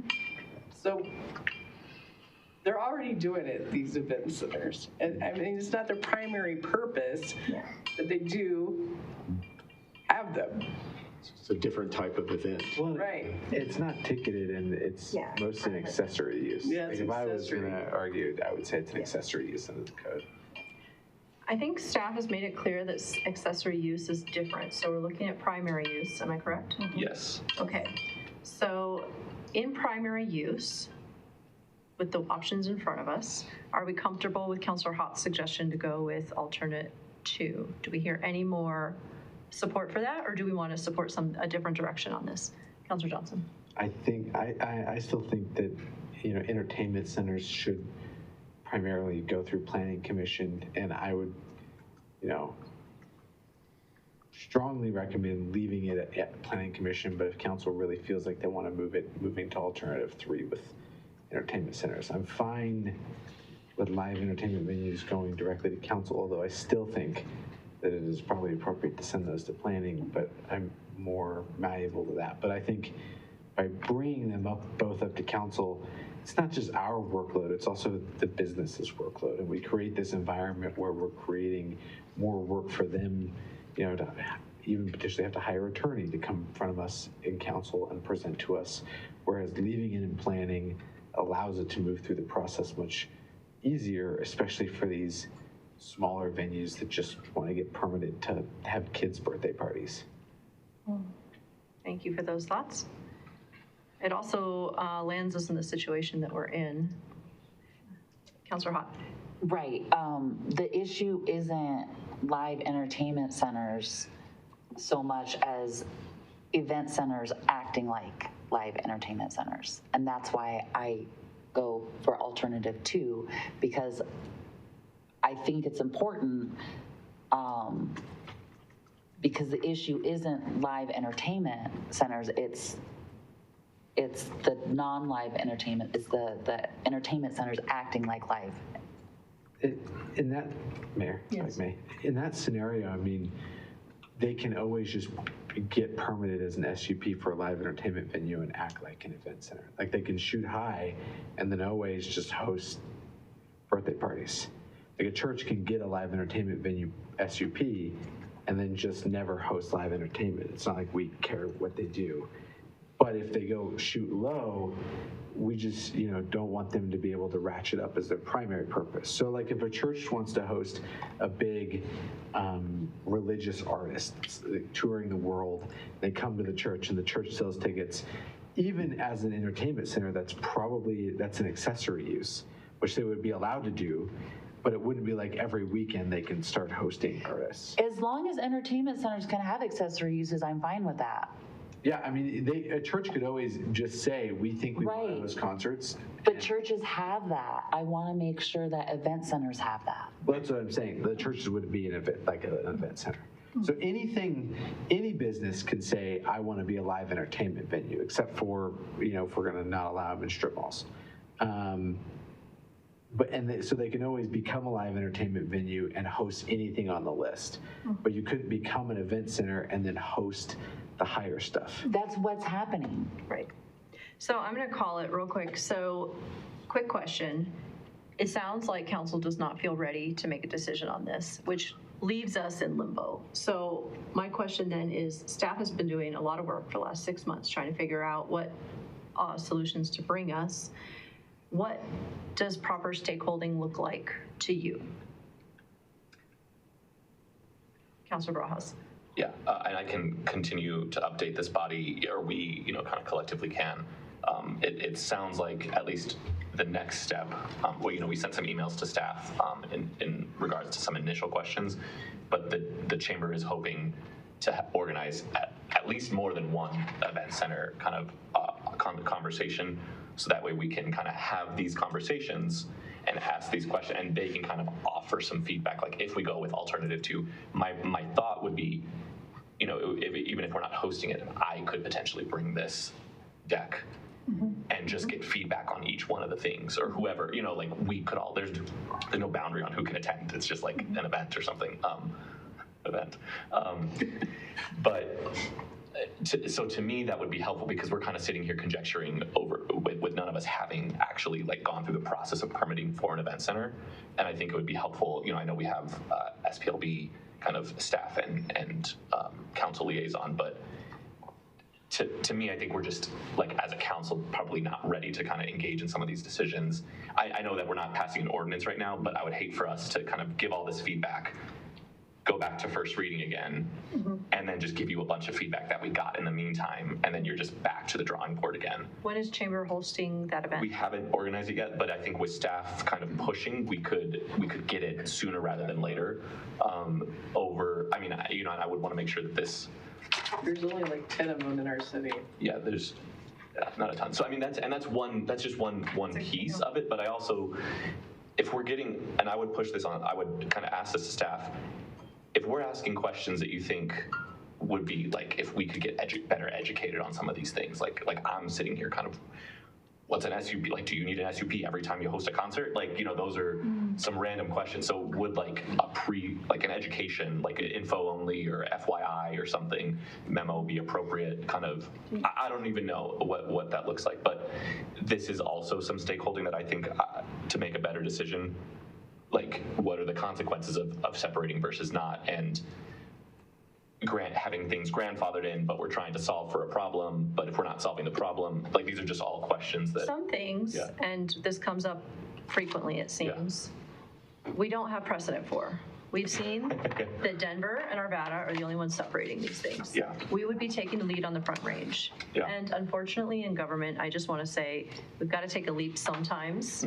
Now, it sounds like in this case, we're taking the direction to go do some extra stakeholding, and that's not always a bad choice. And sometimes we need to make a decision, and we can revisit this next year and we can say, this is working out or this is not working out. But we need to be the leaders in our community to say, I talked to these folks. This is why I think we should make this decision. We do have to take a leap with both feet sometimes. Councilor Hott. Yes, I am not tied to alternative 1, 2, or 3 as long as the event centers have the same leeway as churches and restaurants. And maybe the event center is their primary. They cannot make their live, their primary if their primary is. But to say that they can never have live entertainment, I don't think is fair when we say other event centers like churches and restaurants that aren't live event centers can have live event. Like that's where I'm stuck on. That is the thing that I'm stuck on. And so I just want to be forthright so you understand. I'm not so much attached to alternative 1, 2, or 3 as I'm attached to saying that I just don't think it's right to say that in this one instance you can't do a thing that we allow other places to do. That's where I'm stuck. Understood. So I just want to be clear with staff and the rest of council. Councilor Zadi. So I know I said that I'm pretty ambivalent to it, but I will say though, to the mayor's point and to Councilor Barraz's point, is this is a great opportunity for collaboration, right? With the chamber. The chamber is willing and able to actually take on the bulk of this stakeholdering. We do need stakeholdering. What I wouldn't want to happen is staff takes up so much of staff time when we have a whole chamber who's willing to do this kind of, let them do it and maybe recommend to us based on their conversations. That would be my thing, that let's keep staff time minimal on this, unless my colleagues think they should take more time on this. But this is what the chamber's good at. They know the businesses. Let them do what they want to do, which is help us. I love that idea. Thank you. Yes. I'd just like to point out that whatever ordinance is eventually adopted by this body, generally speaking, it will not apply to existing event centers. So if you're an existing event center and you have a business license and you're liquor license. You're good with the fire department and building, et cetera. This would not affect you at all. Thank you. And thank you for that clarification. I think we're pretty well aware of that at this point. We're just using our current related examples to help us make decisions for the future. And thank you for that. And with that, we have a little over 5 minutes to go before we have to vote one more time. So I just want to make sure that we're comfortable at this point, holding off until we work with the chamber. Is everyone comfortable with that? Do I hear any no's?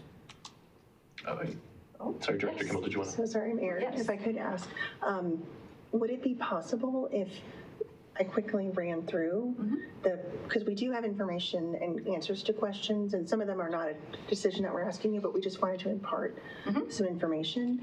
Would it be okay if I quickly did that? And then also, I think with some of the 7 topics, it might, maybe there's some that are an easy yes, no, maybe a lot easier. This first one was really tricky and it's very complicated, but the rest are actually much easier, I think, and less complicated. So are we comfortable with moving through the deck?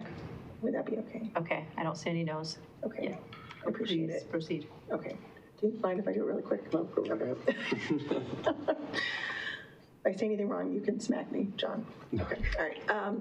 So number 2 was allowing live entertainment centers, live entertainment venues in retail centers with approval of an SUP. This was a big line of demarcation that we just want to leave you with, that we have seen pretty loud and clear. Most of the conflict in use comes from allowing a large, again, based on square footage, retail center, an LEV in a retail center. That's causing the conflict. So this is a clear line that can be drawn and that John and his team have written into the ordinance. So I just wanted to share that as something to ponder. Our recommendation is to not allow LEVs. We don't see any instance where something that large would be compatible in any of our existing retail centers. Number 3, there was conversation that we heard about, shouldn't we create a maximum size for the LEV? You could base it on many different things. Our neighboring communities use many different measures and levers. But we actually would say do not create a maximum size. Under the way that it's drafted, you would have these as standalone primarily uses. So just like in the megachurch example, actually, that they're designed with the correct amount of parking, they're going to have the right traffic study done, blah, blah, blah. So putting a maximum size on there, we don't as staff recommend that, just because we just don't know. And then we also feel that anytime you set a maximum, if it's 100,000, if it's 1,000,000 square feet, somebody's going to come in and say, oh, I need 1,000,001 square feet. And then you're going to come back and need to do an exception and all that stuff. So that was our rationale for that one. Number 4, allowing LEVs in industrial districts. This, I believe, was from Mayor Pro Tem. And there was a question about our what we call straight zone, Euclidean zoning, M1 industrial zones. There was a question from Mayor Pro Tem that we remembered about, could we allow this in an industrial? It might be compatible there, these large uses. I mean, the industrial's probably shut down. They're away from residential by nature anyway. When John and his team did the research, there's really only 14 properties designated as M1 because a lot of our city is zoned as PUD, so planned unit development, and very specific to the land. So it's less than 1% of the land area. 2 of those properties, as you can read, are city open space, even though strangely they are zoned M1, but no fear, they are comp plan open space. But one of those are concentrated between 69th Place and 72nd Avenue, between Lowell and Raleigh. So again, you're creating a concentration of this high impact use and potential effects of something. So anyway, the team actually looked at every single one of the 14. So our recommendation would be to continue to not allow that in M1 zoning. And it's important to preserve M1 zoning for true industrial uses. We have very little of it, and so that's where our industry needs to go, and that's where our jobs need to go. And, these types of uses are better suited in commercial areas. Number 5, this is that reverse compatibility. We spent a lot of time talking about it. I won't beat a dead horse. We have heard council loud and clear on this, and you can see our recommendation was to allow that backwards compatibility. Staff is going to go back and look at forward compatibility or some sort of concept of accessory use for the ECs, so they're treated the same as the LEVs and other assembly uses. Number 6, sharing adequate parking. Yes, so currently we don't treat this use differently. So you get cases where right now, after the moratorium ends, if it ends, when it ends, you can go ahead and find a spot in any retail strip center. You don't have to there's no requirement to do a parking study. There's no requirement to do a noise impact study. There's no spacing requirements. So this is just dealing with parking that we heard loud and clear, the concerns about parking. That's caused the most probably concern that we've heard from residents and business owners in the city about current event centers is the parking. So we are suggesting staff recommendation to establish parking requirements based on the maximum occupancy load established by the chief building official and the fire marshal. Number 7, this is also a little bit more complicated, a little hairier, but spacing requirements and separation. There was a lot of discussion on June 8th about this as well. There's a lot of different ways. You can see our competitors on the matrix measured this in many different ways. We are saying no spacing requirements defined. Instead of fixed distances, rely on the other development standards that are proposed in the ordinance versus having those strict separation. Saying 1,000 feet, something might be within 1,001 feet. So you kind of run into that maximum size concept that we just talked about, that as soon as you set something, somebody's going to come in with 1,001 feet. So we would say, and that's all based on parking studies noise studies. There could be mitigating factors that the applicant comes in and proposes to you, like a berm, a sound wall. That would all, I would think, impact your decision on whether or not you should issue the special use permit to evaluate the opportunity to have either an EC or an LEV. These would allow you a lot more flexibility. It also would allow them some creativity in explaining how they're going to mitigate parking or noise are the two main ones that we have heard so far from the effects of that on other uses. And then finally, these were the three questions that we were asked to study. You've seen, we provided a summary table of the regulations of our surrounding cities. And we've talked about impacts on existing businesses, very clear. Current businesses are grandfathered. No one's going to lose their liquor license, their business license, their certificate of occupancy, at least not because of this legislation. I guess they could lose it because of a state infraction, for example, in liquor licensing, but that's different. This ordinance is not going to impact existing businesses. And finally, third, the regulation of ECs and LEVs in the two specific plan areas. There was a question, well, how, because Westminster Station and downtown Westminster have specific plan areas, specific area plans, how can that be brought into compliance with this? Because they have very special zoning. We would suggest that we bring back, when we bring back updates to those plans, we certainly, I know in downtown, can say we support and want events and activities and maybe a live event center. So we would update those plans, and any update to those plans has to come to City Council. That's not administrative. So that was the information that we wanted to share on that. And with that, we're happy to follow your direction. But thank you for allowing us to just kind of go through that, and if that is helpful. It's very, thank you. Okay. So now that we have those slides, let's talk to the chamber. Let's host that event. Maybe we come back once that is done. I don't know if we have the direction that we need on whether that's a study session. It sounds like probably, unfortunately, one more study session at this point. Okay. Yeah. Mayor, I could suggest we will at the staff level, we'll connect directly with the chamber, provide them with this presentation, which has all of these alternatives and staff recommendations. We'll also provide staff, and the chamber would set up a stakeholder engagement, and then we would have that open to council as well. Any council member that wanted to join in and listen in to that feedback in person, that could be made available. So we can follow up with the chamber's energy to lead that and get it set up, and staff will be there to support, and it'll be open to council. Yes.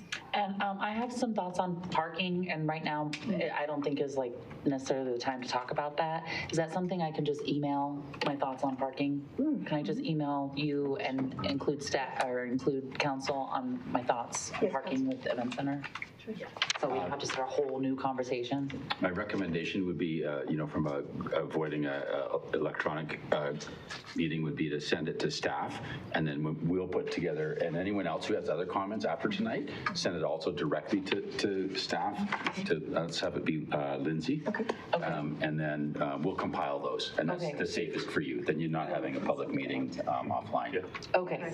Okay. I don't want to start a whole new conversation, but I have thoughts. Yeah. Okay. Thank you so much. Any other final thoughts before we wrap this up? Okay, and thank you for that input. It sounds like that was a really good direction to take. Thank you, everyone. Much appreciated. Thank you for all your time and continued work on this. And the time is now 11:04, and we are adjourned. You got that time. Hey now. Hey.